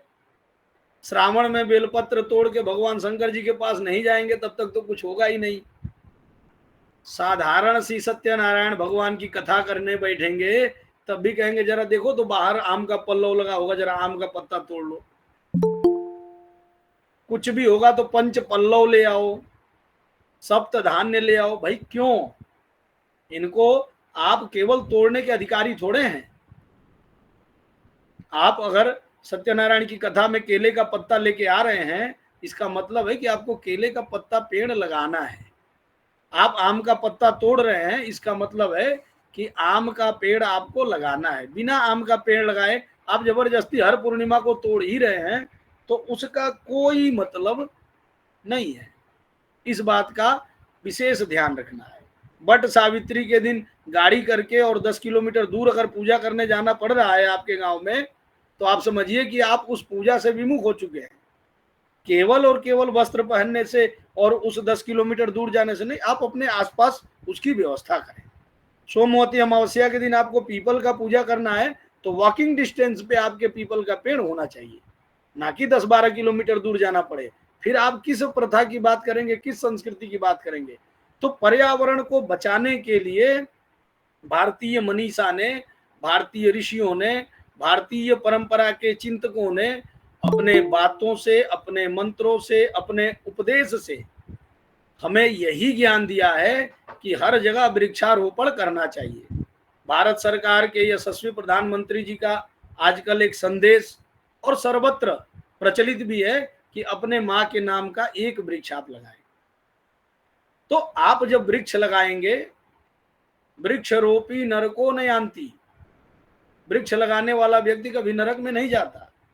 आप विष्णु भगवान के भक्त हैं, एकादशी करते हैं, आप बिल्कुल पीपल का पेड़ लगाइए। आप शिव जी के भक्त हैं, बिल्कुल आप बिलोपत्र का पेड़ लगाइए। आप गणपति जी के भक्त हैं, आप दुर्वा का बगीचा बनाइए। ये सारी चीजें आपसे ही तो संबंधित हैं। माता जी के भक्त हैं, आप नीम के पेड़ लगाइए। और दुनिया को जब पर्यावरण का और ये आयुर्वेदिक वृक्षों का, इन्वायरमेंटल साइंस में जिन औषधीय वृक्षों की बात की जाती है, जब दुनिया को कुछ भी नहीं पता था तब भी हमारे यहाँ कहा गया कि पीपल के पेड़ को काटने से पाप लगता है। क्यों? क्योंकि पीपल ही एक ऐसा वृक्ष है जो 24 आवर्स ऑक्सीजन देता है, कार्बन डाइऑक्साइड को अवशोषित करता है। भगवान गीता में जब कृष्ण जब अर्जुन को ज्ञान देते हैं तब वो कहते हैं कि वृक्षाणाम अस्वत्थो अस्मि। उस समय कौन सा विज्ञान था भाई? ऋतुओं में मैं वसंत हूं और मासा नाम मृग शीर्षो अस्मि। क्यों? इन सब के पीछे बहुत सारे लॉजिक हैं और इसीलिए मासा नाम मृग शीर्षो अस्मि का मतलब ही है कि मृग शीर्ष महीने में ही दक्षिण भारत में गोदाम्बा महोत्सव मनाया जाता है। आजकल सभी जगह प्रचलित है धीरे धीरे, और प्रसाद में केवल खिचड़ी बंटती है क्योंकि उस समय सूर्य की किरणें सबसे कमजोर होती हैं। धनुर्मास चलता है, शादी विवाह उपवास आपको मना कर दिया जाता है कि आप शादी विवाह में मत जाके पूड़ी उड़ी खा के मत आना भैया, नहीं पचा पाओगे, खिचड़ी खाओ। ये और नहीं, इसका ये विज्ञान नहीं है तो और क्या है इससे अधिक? तो इन व्रतों का, त्योहारों का, उपवासों का जो कॉम्बिनेशन है, जो बातें महर्षियों ने बतलाई है, इनके बहुत सारे हमारे जीवन में ये व्यवस्थाएं बदल सकती हैं। पर्यावरण का ध्यान जितना भारतीय संस्कृति के चिंतकों ने रखा, पूरे विश्व में कहीं भी आपको दिखाई नहीं देगा। नीम की पूजा हो, बट की पूजा हो, पीपल की पूजा हो, पंच पल्लव, आम, महुआ, पापड़, पाकड़, गूलर, पीपल, ये सब पूजा में लगाने का मतलब है कि आपको धरती पर इसको लगाना है, तभी जाकर के आपको पूजा में तोड़ने का भी अधिकार मिलेगा। क्योंकि आप पृथ्वी पर आए हैं, पंच तत्वों से आपका शरीर निर्मित है और वही पंच तत्व बाहर भी हैं, यत पिंडे तत ब्रह्मांडे। और उन पंच तत्वों का समायोजन आपके शरीर में जब कम पड़ता है, आगे पीछे होता है, तो आप हॉस्पिटल में सो जाते हैं, डॉक्टर बोतल चढ़ाने लगता है। बोतल में क्या चढ़ाता है? अमृत थोड़ी चढ़ाता है, पानी चढ़ाता है। और उसी पानी की गड़बड़ी जब आप बाहर करते हैं तो डेंगू, मलेरिया, दुनिया भर की चीजें आपको आती हैं। पर्यावरण की शुद्धता के लिए ही यह श्रावण का पवित्र महीना चल रहा है। कनक कनक ते 100 गुनी मादकता अधिकाय, या खाए बहुराय जग या पाए बहुराय। धतूरे को कनक कहा गया, खा लेगा आदमी तो पगला जाएगा। और कनक सोने को भी कहा गया, अगर ज्यादा मात्रा में कहीं गिरा हुआ पा गया तो भी पगला जाएगा। तो आपके घर के छोटे बच्चे आपके घर के आसपास उगे हुए धतूर के पत्ते और उसका फल ना खा जाएं, इसीलिए कहा कि ये सब उखाड़ के शंकर जी को चढ़ाओ।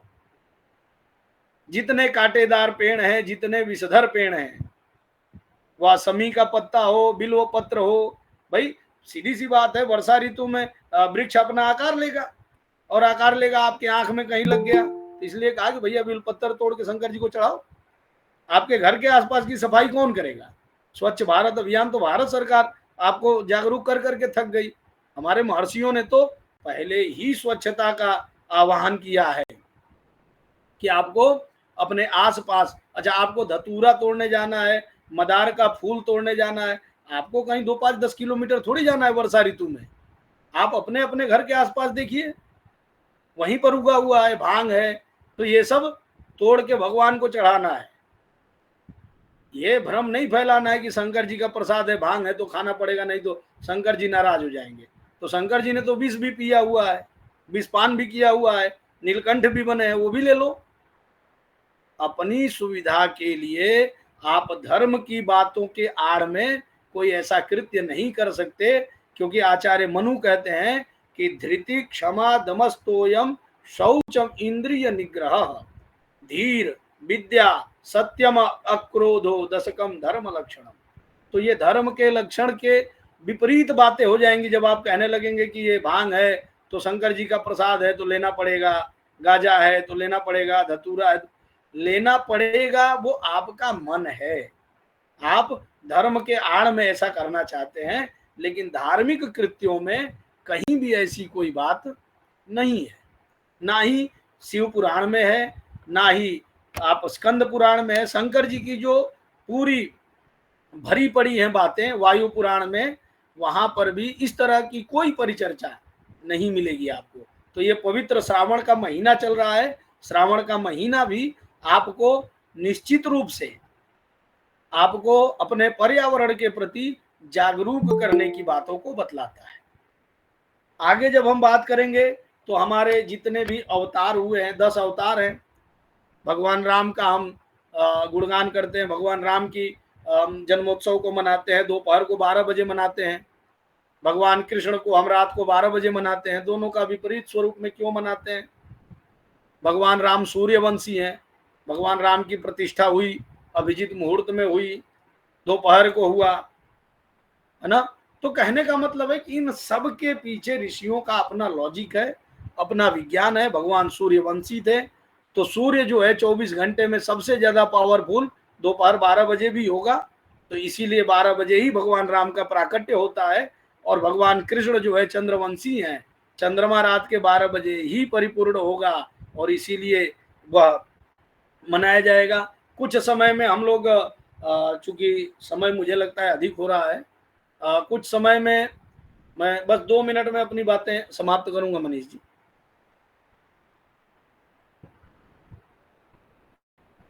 अवश्य जी जी।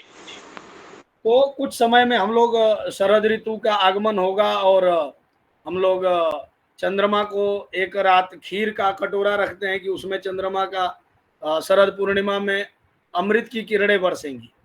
आप देखिए कि छोटी छोटी धारणाएं हैं हमारी, जो कितनी हमारे, यह भी एक प्रकार का व्रत त्योहार है, उपवास है, बिल्कुल है, हम इसको मनाते हैं। इनके पीछे की धारणाओं के पीछे का विज्ञान देखिए आप, कि शरद ऋतु की पूर्णिमा को हम खीर का कटोरा छत पर रखते हैं कि इसमें चंद्रमा की किरणों से अमृत टपकेगा।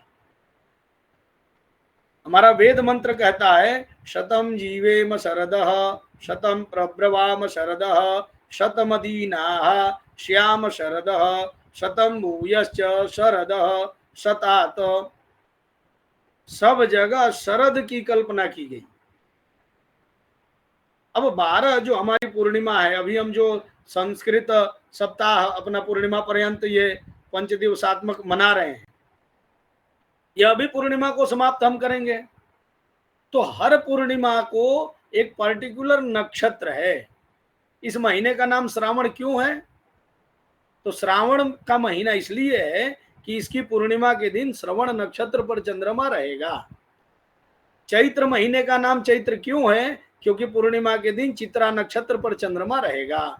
वैशाख महीना विशाखा नक्षत्र, ज्येष्ठ महीना ज्येष्ठा नक्षत्र, आषाढ़ महीना उत्तराषाढ़ा नक्षत्र। हर नक्षत्रों के अनुसार हम अपने महीनों का नामकरण करते हैं।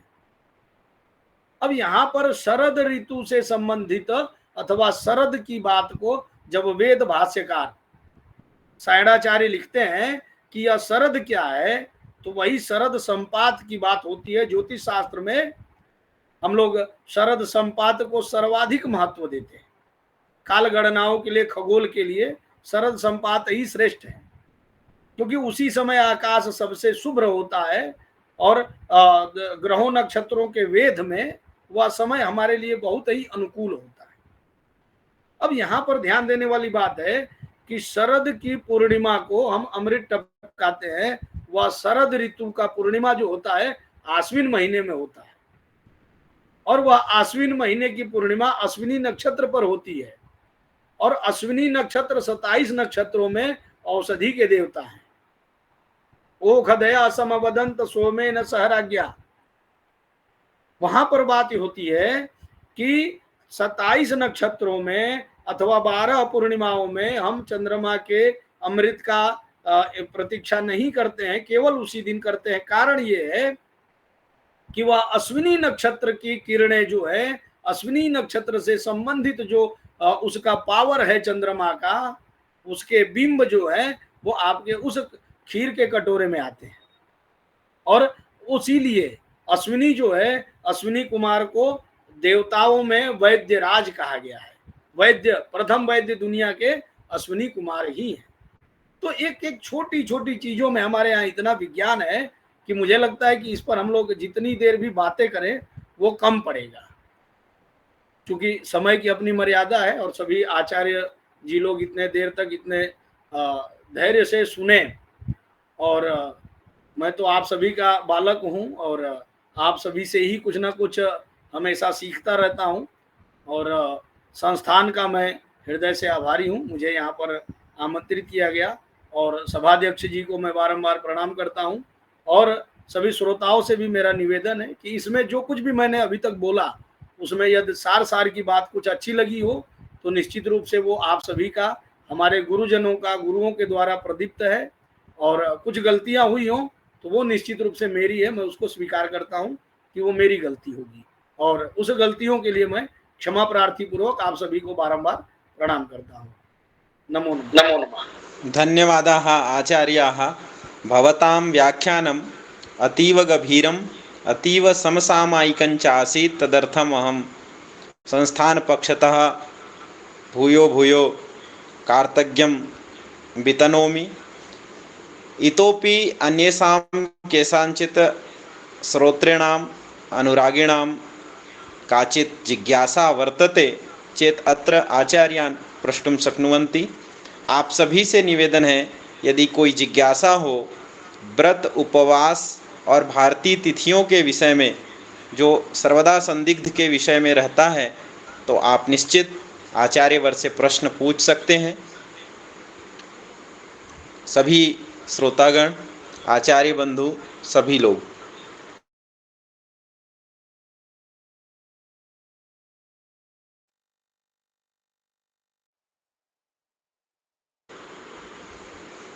बिना संकोच के आप कोई भी प्रश्न अगर मन में है तो आप निश्चित रखें। यह अवसर हमको बहुत कम प्राप्त होता है। ऐसे विद्वान लोग हमारे समक्ष उपस्थित हैं। हम निश्चित ही सभी विषयों को निराकरण करेंगे।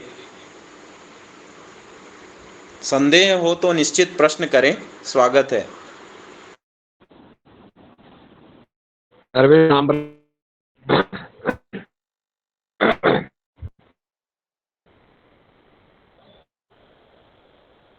मेरी आवाज आ रही?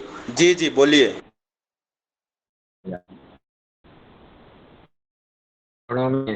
साधारण। मेरा एक प्रश्न है कि महोदय, ये जो पंचांग बना हुआ है, जैसे छत्तीसगढ़ का अपना पंचांग है, वाराणसी का अपना पंचांग है।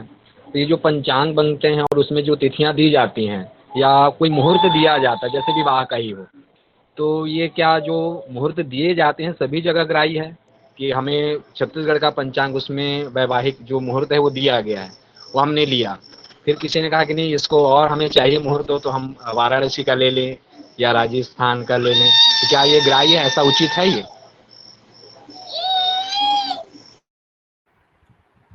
जी, बहुत सुंदर शिवेंद्र जी का प्रश्न है और बहुत अच्छा प्रश्न है। सर्वप्रथम तो ये जान लीजिए कि पंचांग जो बनते हैं तो पंचांग सर्वग्राही हैं, सभी जगह के पंचांग एक ही होते हैं। उसमें मान लीजिए जो काशी का पंचांग है वो काशी के अक्षांश और रेखांश पर गणना करके वहां के सूर्योदय और वहां के सूर्यास्त के अनुसार वहां के तिथि का आरंभ काल, तिथि का समाप्ति काल, नक्षत्रों का आरंभ काल, नक्षत्रों का समाप्ति काल, योग करण, इसी प्रकार से सबका समाप्ति काल और प्रारंभिक काल काशी का दिया रहता है। छत्तीसगढ़ के जो पंचांग होंगे, छत्तीसगढ़ का आरंभिक काल और प्राचीन काल, माने जहां का भी छत्तीसगढ़ में भी जिस लोकेशन पे आप पंचांग बनाए हैं, जैसे मान लीजिए कि आप इसमें मोबाइल में आजकल एक फैसिलिटी आती है कि आप कहाँ खड़े हैं तो गूगल मैप से फोटो खींच के भेजिए। तो गूगल जीपीएस लोकेशन से जब आप फोटो खींच के भेजते हैं तो आपका एक पर्टिकुलर लोकेशन इतने डिग्री पर आप हैं दिया रहता है। ठीक वही सिस्टम पंचांग का है। जो विवाह इत्यादि मुहूर्त की बात है उसमें जरूर कुछ मतभेद रहते हैं। मतभेद उसको नहीं कह सकते हैं। जैसे मान लीजिए कि विवाह के नक्षत्र हैं उत्तरात्रयम रेवत्यो मूल स्वाति मृगो मघा अनुराजात हस्तश्च विवाहे मंगल प्रदा। तो विवाह के जो 10 नक्षत्र हैं, इन 10 के अतिरिक्त 11वां छत्तीसगढ़ में या काशी में नहीं हो सकता। पहली बात, तिथियां जो माघे धनवती कन्या, धनवती कन्या यदि चाहते हैं आपकी विवाह के बाद वह धनवती हो तो माघ में विवाह कीजिए। तो ये संपूर्ण सर्वग्राही है, इनमें कोई परिवर्तन नहीं होगा। लेकिन जैसे विंध्य पर्वत है तो विंध्य पर्वत के उत्तरी और दक्षिणी हिस्सों में सिंहस्थ गुरु है, चाहे सूर्य है, चाहे कुछ शुक्र इत्यादि हैं, इनका कुछ क्षेत्र के हिसाब से बृहस्पति है। तो बृहस्पति के रहते समय इन इन राशियों में रहते समय इन इन जगहों के लिए पर्टिकुलर कुछ, वो भी पंचाल, गुर्जरे, कच्छ, पंचाले, सिंधु पर्वते, ये 3-4 एरिया हैं जिनको आज के हिसाब से यदि देखेंगे तो पंचाल का मतलब हम पंजाब देश को मानते हैं, सिंधु पर्वत का मतलब आप हम दक्षिण इधर हैदराबाद साइड को मान लेते हैं, सिंधु देश हम उसको कहते हैं। पंजाब का भी कुछ एरिया उधर माने पाकिस्तान बॉर्डर वहीं से शुरू होकर के आता है सीधा। उसके बाद से सौराष्ट्र, हम गुजरात के एक पर्टिकुलर सौराष्ट्र देश जो सोमनाथ ज्योतिर्लिंग है उधर को हम सौराष्ट्र इत्यादि के नाम से जानते हैं। तो यहाँ के लिए वह भी बहुत अपवाद रूप में किंचित, बहुत किंचित उसके नाम पर फिर भ्रम फैला करके कि वहां पे कहा गया, ऐसा नहीं है। और ये सारे निर्णय मुहूर्त चिंतामणि में आचार्य राम दैवज्ञ ने आज के 1500 साल पहले राम दैवज्ञ ने अपने मुहूर्त चिंतामणि में बहुत ही व्यवस्थित रूप में लिखा है। और आजकल तो इनकी कुल्लू का टीका आती है, जो टीका बहुत ही विस्तृत रूप में, और मैं जिन देशों को कहना चाह रहा हूं, जैसे वंग प्रदेश लिख दिया तो वंग प्रदेश से बंगाल तो है, लेकिन बंगाल में भी आज हम किसको समझ सकते हैं, उसने उत्कल प्रदेश लिख दिया तो उड़ीसा में भी उत्कल क्या है उसको आप बहुत तरीके से सटीक जानकारी उस ग्रंथ के अनुसार भी कर सकते हैं। पंचांग में तो दिए ही रहते हैं, लेकिन लगभग विवाह के मुहूर्त में अपवाद इसलिए होता है क्योंकि पंचांगकार जो है वस्तुतः इन मुहूर्त के ग्रंथों को न जानते हैं न समझते हैं। वो चल रहा है परंपरा से, इसलिए छापते हुए चल रहे हैं। इस प्रकार थोड़ा मतभेद और थोड़ा सा ये होता है, बाकी शास्त्र में कहीं से कोई मतभेद नहीं है। जी बहुत बहुत धन्यवाद आचार्य जी।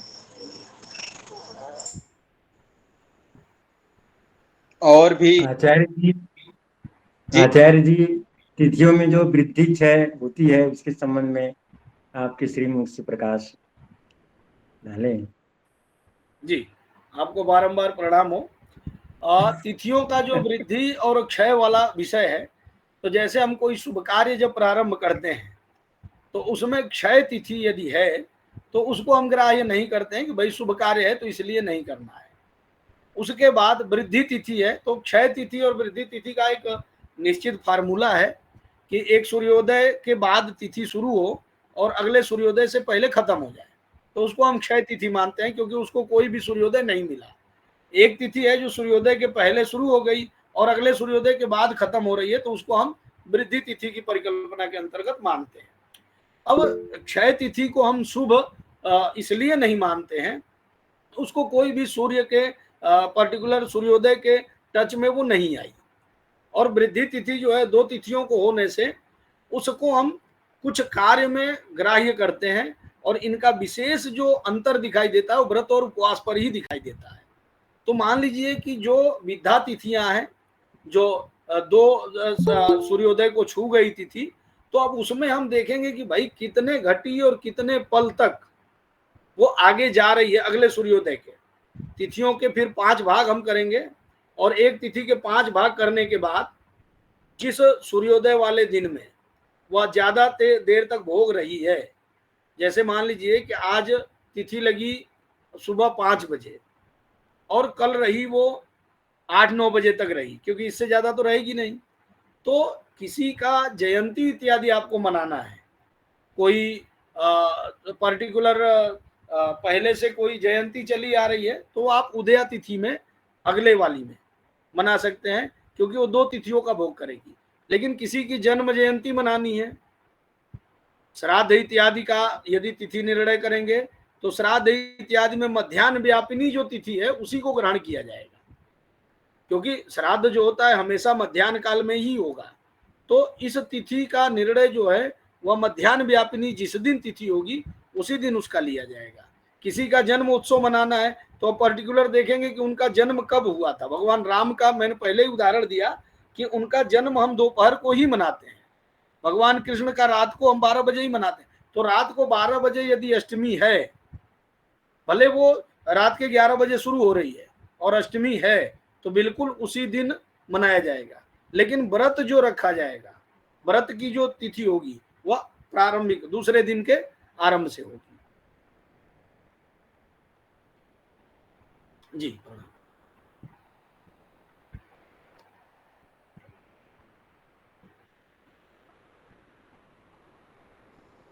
और भी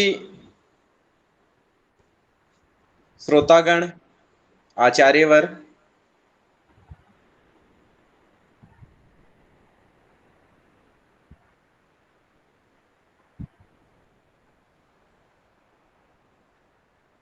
प्रायः सर्वे संतुष्टाः इति अहं वक्तुं शक्नोमि। सभी लोग संतुष्ट हैं निश्चित रूप से। यह विषय ऐसा है जो आपके दैनिक जीवन और हम सबके दैनिक दिनचर्या में जुड़ी हुई गंभीरता से यह उपक्रम है, इसलिए निश्चित रूप से प्रश्न स्वाभाविक है, फिर भी संतुष्ट हैं। अत्र आचार्याः सर्वम् उपपादितवन्तः एते तिवारी महाभागाः, तदर्थं धन्यवादाः आचार्याः।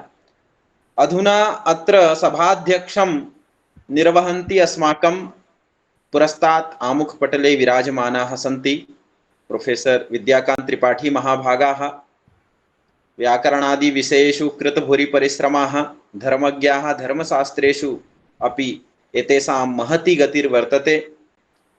तदर्थम् अहं साक्षात् पुनः प्रणतिपुरस्सरम् अत्र आचार्यान् प्रार्थयामि अस्मान् सर्वान् च समुद्बोधयन्तु इति।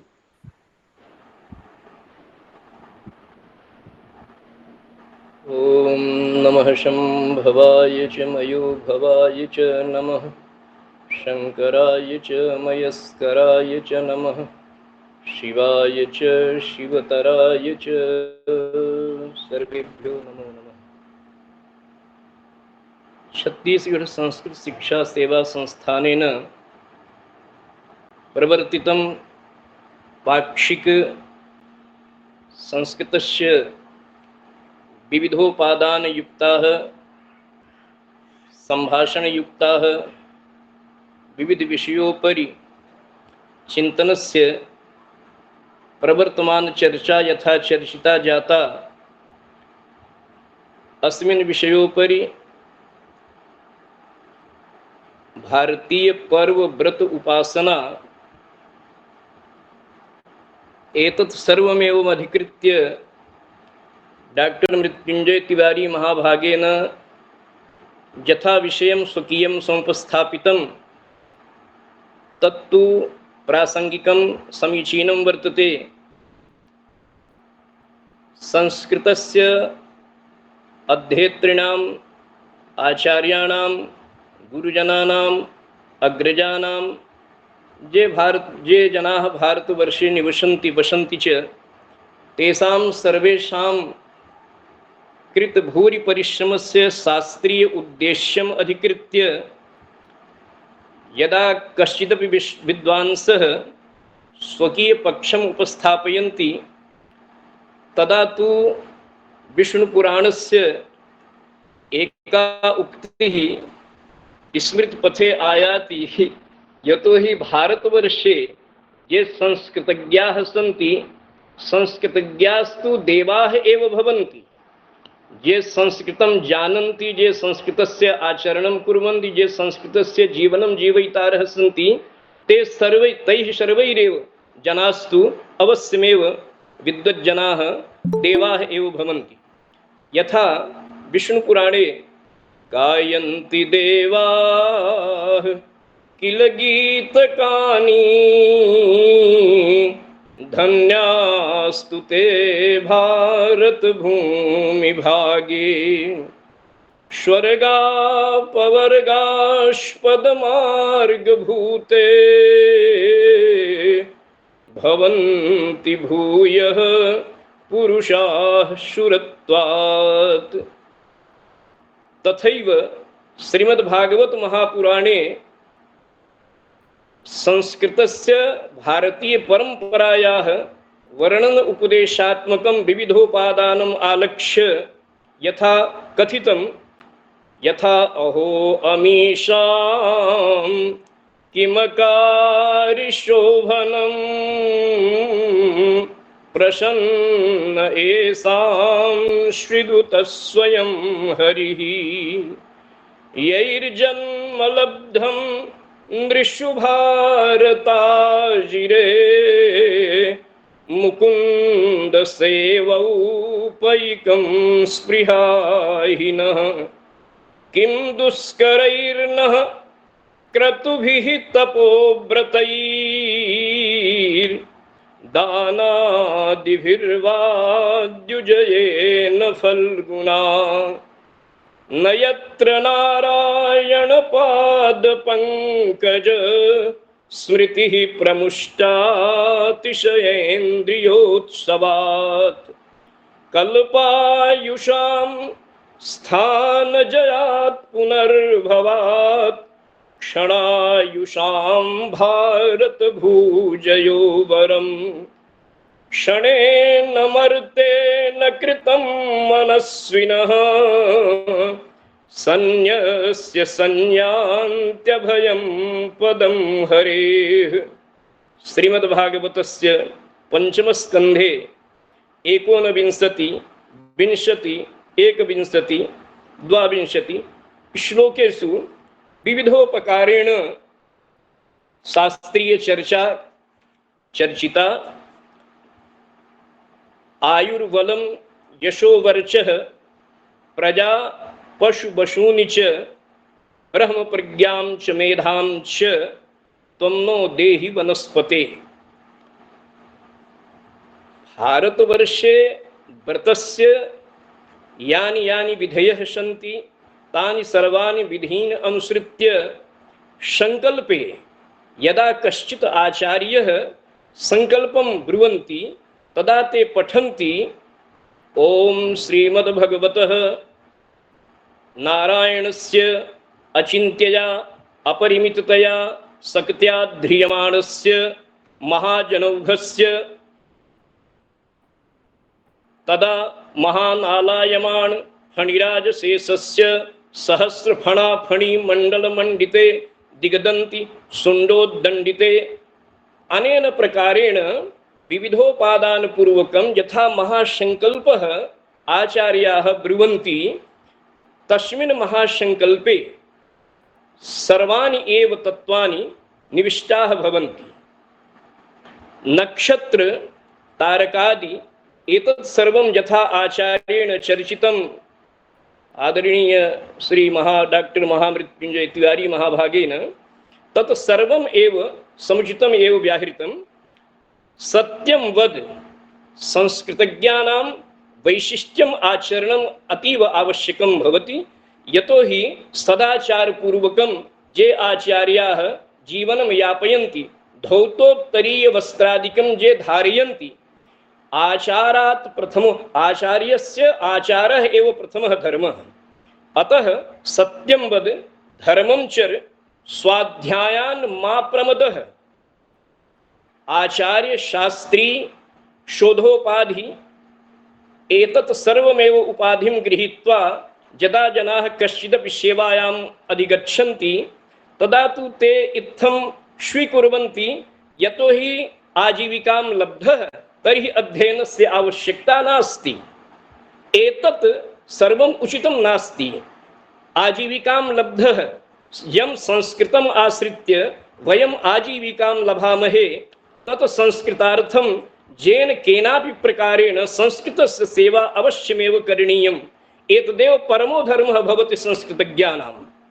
छत्तीसगढ़ संस्कृत शिक्षा सेवा संस्थानस्य यथा संघटनं जातं परम पूज्य स्वामीवर्याः आचार्य श्री श्रीनिवास आचार्य महाभागस्य संस्मृतौ एतत् सर्वमेव समुपादानं समुपस्थापितं वर्तन्ते।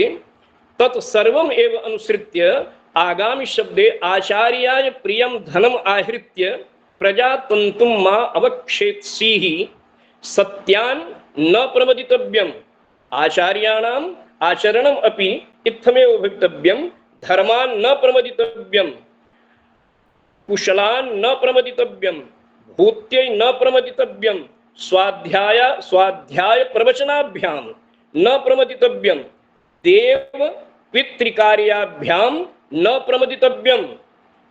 मातृदेवो भव, पितृदेवो भव, आचार्य देवो भव।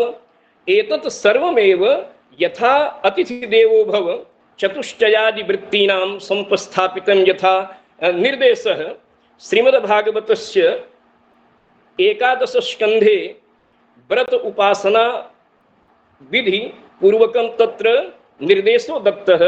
यतो हि संदिग्धेऽपि परे लोके चेत परे लोके विसंदिग्धः भवति। व्रतेन किं भविष्यति, दानेन किं भविष्यति, उपासनात् किं भवति। एतत् सर्वमेव आधारपूर्वकम् एव लिखितं वर्तते। सर्वं वेदात् प्रसिद्ध्यति, सर्वं वेदात् प्रसिद्ध्यति। वेदात् अतिरिच्य किञ्चिदपि नास्ति। एतस्मादेव कारणात् संदिग्धेऽपि परे लोके कर्तव्यो धर्म संचयः। अस्ति चेत् नास्ति नो हानिः, अस्ति चेत् नास्ति को हतः। चेत् सत्यमेवास्ति व्रतस्य विधिः, उपासना विधिः, तप विधिः, जप विधिः, याज्ञिक विधिः। एतत् सर्वमेव चेत् सम्यक्तया उचितं वर्तते अस्तेव। तदर्थं तु चेत् सत्यं वर्तते तर्हि यः नास्तिकः संस्कृत शास्त्राणाम् उपरि आक्षेपं करोति, संस्कृतज्ञानाम् उपरि आक्षेपं करोति, संस्कृत संस्थानानाम् उपरि चेत् आक्षेपं करोति, तदा निर्देशो वर्तते संदिग्धेऽपि परे लोके कर्तव्यो धर्म संचयः। अस्ति चेत् नास्ति नो हानिः, अस्ति चेत् नास्तिको हतः। अंतिम उपदेश पूर्वकं नास्तिको हतः इति शब्दस्य प्रयोगं तत्र कृतः। श्रीमद्भागवत महापुराणे प्रहलादेन यथा विविधोपकारेण श्रवणं कीर्तनं विष्णोः स्मरणं पादसेवनम् अर्चनं वन्दनं दास्यं सख्यम् आत्मनिवेदनम् एतत् सर्वमेव श्रीमद्भागवत महापुराणे 7 स्कन्धे सर्वमेव वर्णनं कृतः। श्री छत्तीसगढ़ प्रान्तस्य एका परिचर्चा समापतिता जाता डॉक्टर महामृत्युंजय तिवारी महोदयेन यथा कथितं, संस्कृत के प्रति छत्तीसगढ़ में बहुत प्राचीन काल से ही यह विषय वस्तु भारतीय संस्कृति और सनातन धर्म बहुत पहले से स्थापित है। नवीन समय में किसी बहुत प्रमाण की आवश्यकता हमको धर्मशास्त्रों में नहीं होती है। यह तो सब कुछ 27 चतुर्युगी बीत चुकी है और 28वें चतुर्युगी के बीच में हम सब लोग अपना अपना जीवन यापन कर रहे हैं। 4,32,000 वर्षों का एक युग का जो प्रमाण है, तो इस प्रकार से कृष्णावतार ही 8,64,000 वर्ष पूर्व हो चुका। भगवान श्री राम के रामावतार का जो समय आता है वह 12,96,000 वर्ष पूर्व भगवान श्री राम का रामावतार हुआ।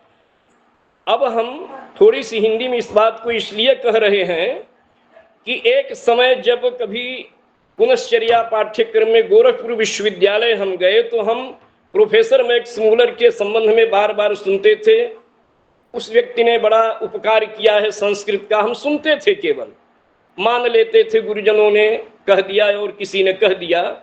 लेकिन जब हमने भारतीय दर्शन, भारतीय संस्कृत और भारतीय संस्कृति के अवरोधक तत्व नाम की पुस्तक जब वहां के पुस्तकालय में हमको प्राप्त हुई और हमने पढ़ा तो मुझे अत्यंत आश्चर्य हुआ। सभी विद्वान जुड़े हुए हैं भारतवर्ष के विभिन्न क्षेत्रों से, छत्तीसगढ़ के, तो वहां पर भारतीय संस्कृति संस्कृत के अवरोधक तत्व उस पुस्तक में ऐसा मतांतर लिखा हुआ है कि मैक्स मूलर ने श्रीमद् भागवत महापुराण के श्लोकों में भी परिवर्तन करने की चेष्टा किया और वैदिक परंपरा में भी उसने बहुत कुछ छेड़छाड़ करने का प्रयास किया।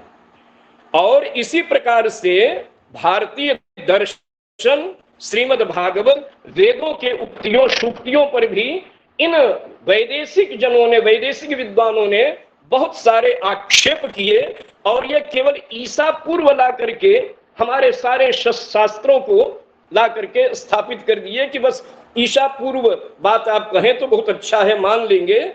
अरे ईसा पूर्व तो ईसा मसीह का स्वयं यहाँ अध्ययन हुआ है तक्षशिला और नालंदा विश्वविद्यालय में 2024 वर्ष, इतना ही तो आयु है अगले की।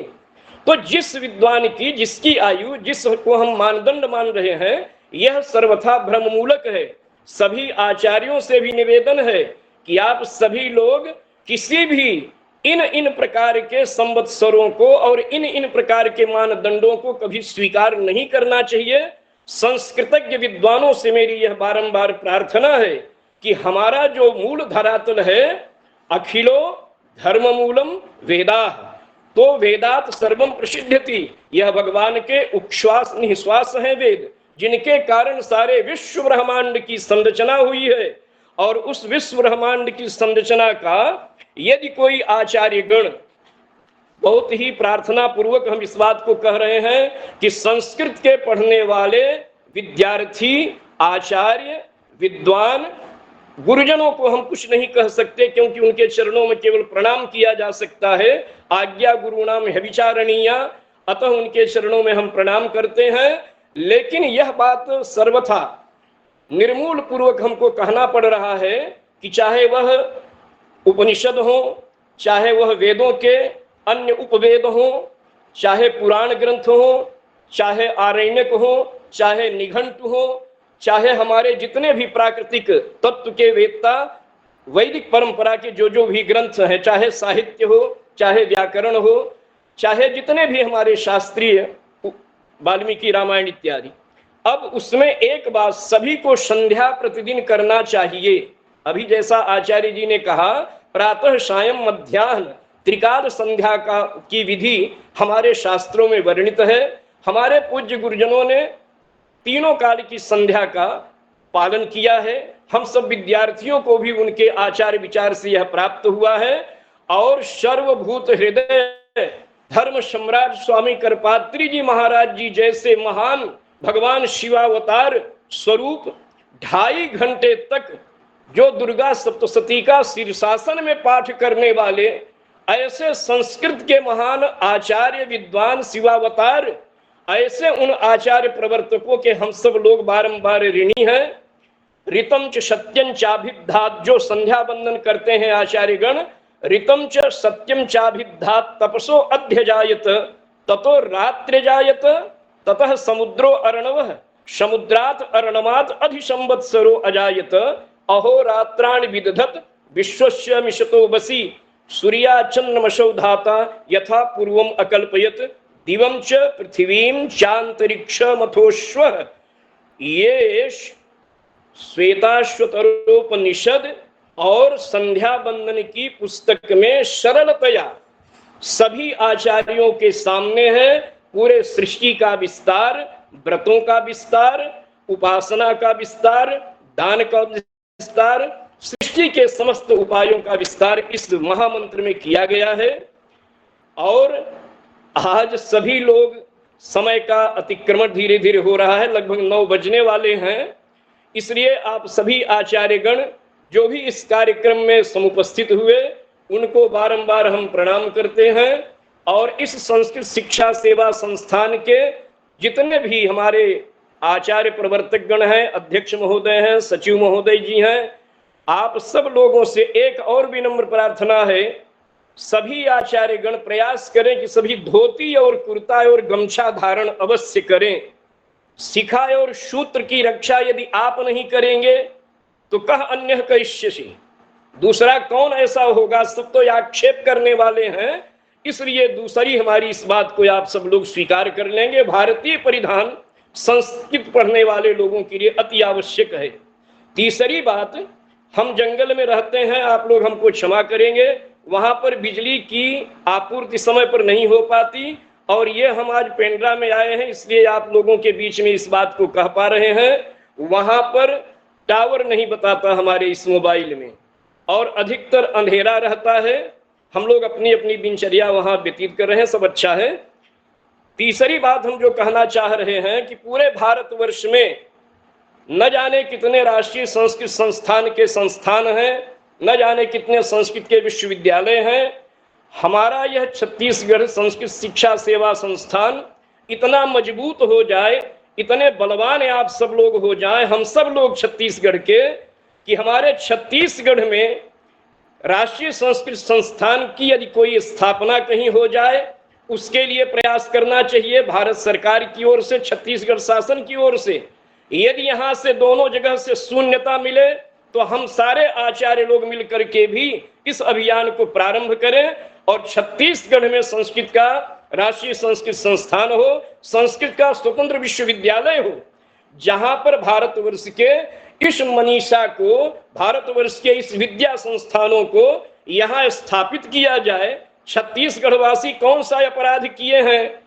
मध्य प्रदेश में 2 विश्वविद्यालय हो गए, भोपाल में राष्ट्रीय संस्कृत संस्थान, उज्जैन में महर्षि पाणिनि संस्कृत विश्वविद्यालय, सांदीपनि विश्वविद्यालय, और उसमें जो विद्यार्थियों के ये सारी सुविधाएं। छत्तीसगढ़ के वासी कौन सा अपराध कर दिए हैं कि हम लोगों के लिए उपलब्धता नहीं हो पा रही है? इसका सभी विद्वान संकल्प करें। क्रिया सिद्धि ही सत्वे भवति महताम नोपकरणे। हम इस बात से संतुष्ट नहीं होते कि 15 दिन का हम लोग ये पाक्षिक संस्कृत का महोत्सव मना लेंगे तो सभी को घूंटी पिला देंगे, सब अमृत पी लेंगे और सभी संस्कृत के विद्वान हो जाएंगे। ये इसका हम लोग कोई ठेका नहीं ले रखे हैं। यह डॉक्टर मनीष जी का, अध्यक्ष महोदय जी का बहुत ही सराहनीय प्रयास है कि कम से कम इसी बहाने विद्वानों से, भारतवर्ष के चारों दिशाओं से डॉक्टर मनीष जी बहुत प्रयास कर रहे हैं, प्रयास सफल हो रहा है। हम सब लोग का एक ही संकल्प होना चाहिए, क्रिया सिद्धि ही सत्वे भवति महताम नोपकरणे। संस्कृत विश्वविद्यालय इस छत्तीसगढ़ प्रांत में स्थापित हो, तब हमारे आपके सबके बातों का कुछ सार निकलेगा। अन्यथा हम लोग ये जयंती मनाएंगे, ये संस्कृत सप्ताह मना लेंगे, संस्कृत का पाक्षिक महोत्सव मना लेंगे, संस्कृत के महाविद्यालयों में पढ़ाई होती रहेगी, व्याकरण साहित्य पढ़ा के 2-4 सूत्र पढ़ा करके परीक्षाएं हो करके, और उसके बाद आजीविका का साधन केवल बना है। इसलिए हम सब लोग इसके लिए कृत संकल्पो भवामः परिकरबद्धा भवन्तु सर्वे जेन प्रकारेण संस्कृत विश्वविद्यालय से छत्तीसगढ़ प्रांते संस्थापना भविष्यति तदर्थम एव सर्व प्रकारेण यत्नं करणीयम् अस्मदादीनाम एकमेव लक्ष्यम भविष्यति यतो हि सर्व प्रकारेण संस्कृत विश्वविद्यालयस्य संस्थापना अंगीकुर्वन्तु तदैव अस्मदादीनाम जीवनम धन्यो भविष्यति। सभी जितने भी विद्वान इस कार्यक्रम में जुड़े हैं, आप सबके प्रति बारंबार बहुत बहुत हम प्रणाम करते हैं। सबके प्रति स्नेह है, आशीष है। बहुत स्नेह पूर्वक हमारे संस्कृत के लोग हमारे हैं। हमारा जब कोई मिलता है तो मुझे अपनत्व का ज्ञान होता है। और छत्तीसगढ़ को लोग ये न समझें कि यहाँ के लोग छत्तीसगढ़ी भाषा बोलते हैं। अरे हम तो अनेक मंचों में श्रीमद् भागवतों में जाते हैं तो चापा और कोरबा के क्षेत्र में लोग कहते हैं अरे एहर हर तो बाभन चिड़ैया हुए, कटिक दाना छीट देवा, चाउर छीट देवा। अरे भैया, ये संस्कृत के लोगों का इतना सम्मान है कि हम सब लोग जहां बैठते हैं, एक श्लोक यदि आप मन लगाकर पढ़ दें, उसका भावार्थ कर दीजिए तो सारे संसार के लोग आपके चरणों में धन, यश, कीर्ति सब कुछ समर्पित करने के लिए तैयार रहते हैं। इसलिए बारंबार भारतवर्ष के धर्म प्राण जनता को हम प्रणाम करते हैं। उनके हृदय में बैठे हुए सर्वभूत हृदय सम्राट स्वामी करपात्री जी महाराज जी को हम प्रणाम करते हैं। स्वामी निश्चलानंद सरस्वती जी महाराज जी जो हमारे जगत गुरु शंकराचार्य हैं, उनका बहुत बड़ा प्रयत्न संस्कृत के लिए, राष्ट्र के लिए, संरक्षण के लिए चल रहा है। एक निवेदन यह है कि बांग्लादेश में आज हमारे इन भारतीय सनातन धर्म के ऊपर जो इतना बड़ा आघात और प्रहार किया जा रहा है, आज के इस सभा में उन दिवंगत हुए, उनके ऊपर अत्याचार, बलात्कार, सब प्रकार के जितने भी अपराध हो गए, भारत माता से प्रार्थना है, भगवान के चरणों में प्रार्थना है कि उन सभी हमारे दिवंगत भाइयों को, बंधुओं को, माताओं को, सबको परम शांति प्राप्त हो। और ये जो संकट आया हुआ है विश्व के ऊपर, इस संकट का भी समाधान पूरे सनातन धर्मावलंबियों को मिलजुल करके करना चाहिए, जिससे ऐसी आपदा और विपदा भविष्य में न आने पाए।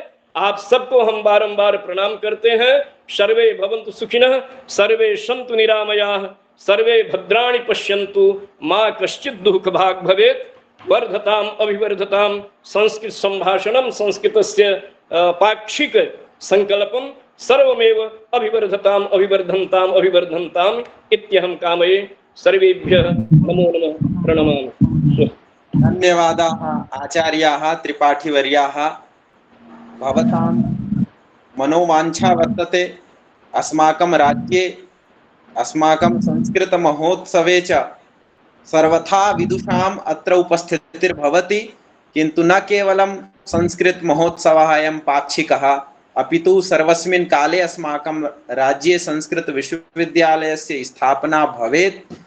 एतादृशी या वाञ्छा वर्तते सा वाञ्छा निश्चितमेव अग्रे संभविता वयं प्रयतामहे सर्वदा एव। अहमपि तथैव करोमि एव, वयं सम्मिल्य कुर्मः एव। अतएव भूयो भूयो नमाम्यहम् आचार्यान् एतादृशीं यत् व्याख्यानम् इदं व्याख्यानमासीत् एतेषां, तद् व्याख्यानं श्रुत्वा वयं कृतकृत्याः। अधुना यतोहि एते आचार्याः तत्र गहिरागुरु संस्कृत महाविद्यालये पाठयन्ति जस्पुरे, तत्र वन प्रदेशे इति वक्तुं शक्नुमः। तत्र विद्युतमपि नास्ति, जलमपि नास्ति, तथा सम्यक् न भवति। वृष्टिर्भवति तदा तु सर्वथा बाधते एव। तथापि आचार्याणाम् एतादृशी वाञ्छा वर्तते यत् यदा ते आगच्छन्ति पेण्ड्रा इत्यस्य स्वकीयग्रामे स्थाने वा, तदा इच्छन्ति अहम् अत्र आगतोऽस्मि। अहं झटिति एवं ज्ञातवान् एते आगतवन्तः, वयं श्रुतवन्तः। महत् सौभाग्यं वर्तते आचार्याणाम् अस्माकं कृते यत् भवतां व्याख्यानम् अस्माकं कृते उपादेयम्, अथ च अस्माकम् उत्साहं च वर्धापयन्ति। धन्यवादाः आचार्याः। अधुना धन्यवाद ज्ञापनस्य क्रमः वर्तते, अतएव अहम् अत्र विराजमानाः सन्ति अस्माकं मातृकल्पा डॉक्टर पूर्णिमा केलकर महोदया। अहं प्रार्थयामि एतेषाम् आचार्याणाम् अथ च मुख्यवक्तॄणां संस्कृतानुरागिणां श्रोतॄणां च धन्यवाद ज्ञापनं व्याहरन्तु स्वकीय वाचा।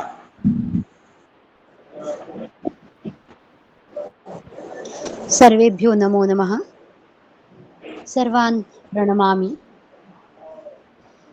अद्य छत्तीसगढ़ संस्कृत शिक्षा सेवा संस्थान माध्यमेन 15 दिवसात्मके अस्मिन् संस्कृत महोत्सवे विलक्षणं व्याख्यानम् एव अभवत्। वस्तुतस्तु अस्माकं देशः उत्सवानाम् एव देशः अस्ति। अस्मिन् भारतवर्षे विविधानि पर्वाणि एव भवन्ति। व्रताः, उपवासाः अस्माकं भारतीया ज्ञानपरम्परा अस्ति इति विषयम् अधिकृत्य आचार्य प्रवरान् डॉक्टर मृत्युंजय तिवारी महाभागान् प्रति अहं कार्तज्ञं ज्ञापयामि। महत् प्रासंगिकमिदं व्याख्यानं वर्तते समेषां कृते। तदनन्तरम् अस्याः सभायाः आध्यक्ष्यं पदमलङ्कुर्वन्ति ये त्रिपाठी महाभागाः, तान् प्रति अहं कृतज्ञतां ज्ञापयामि।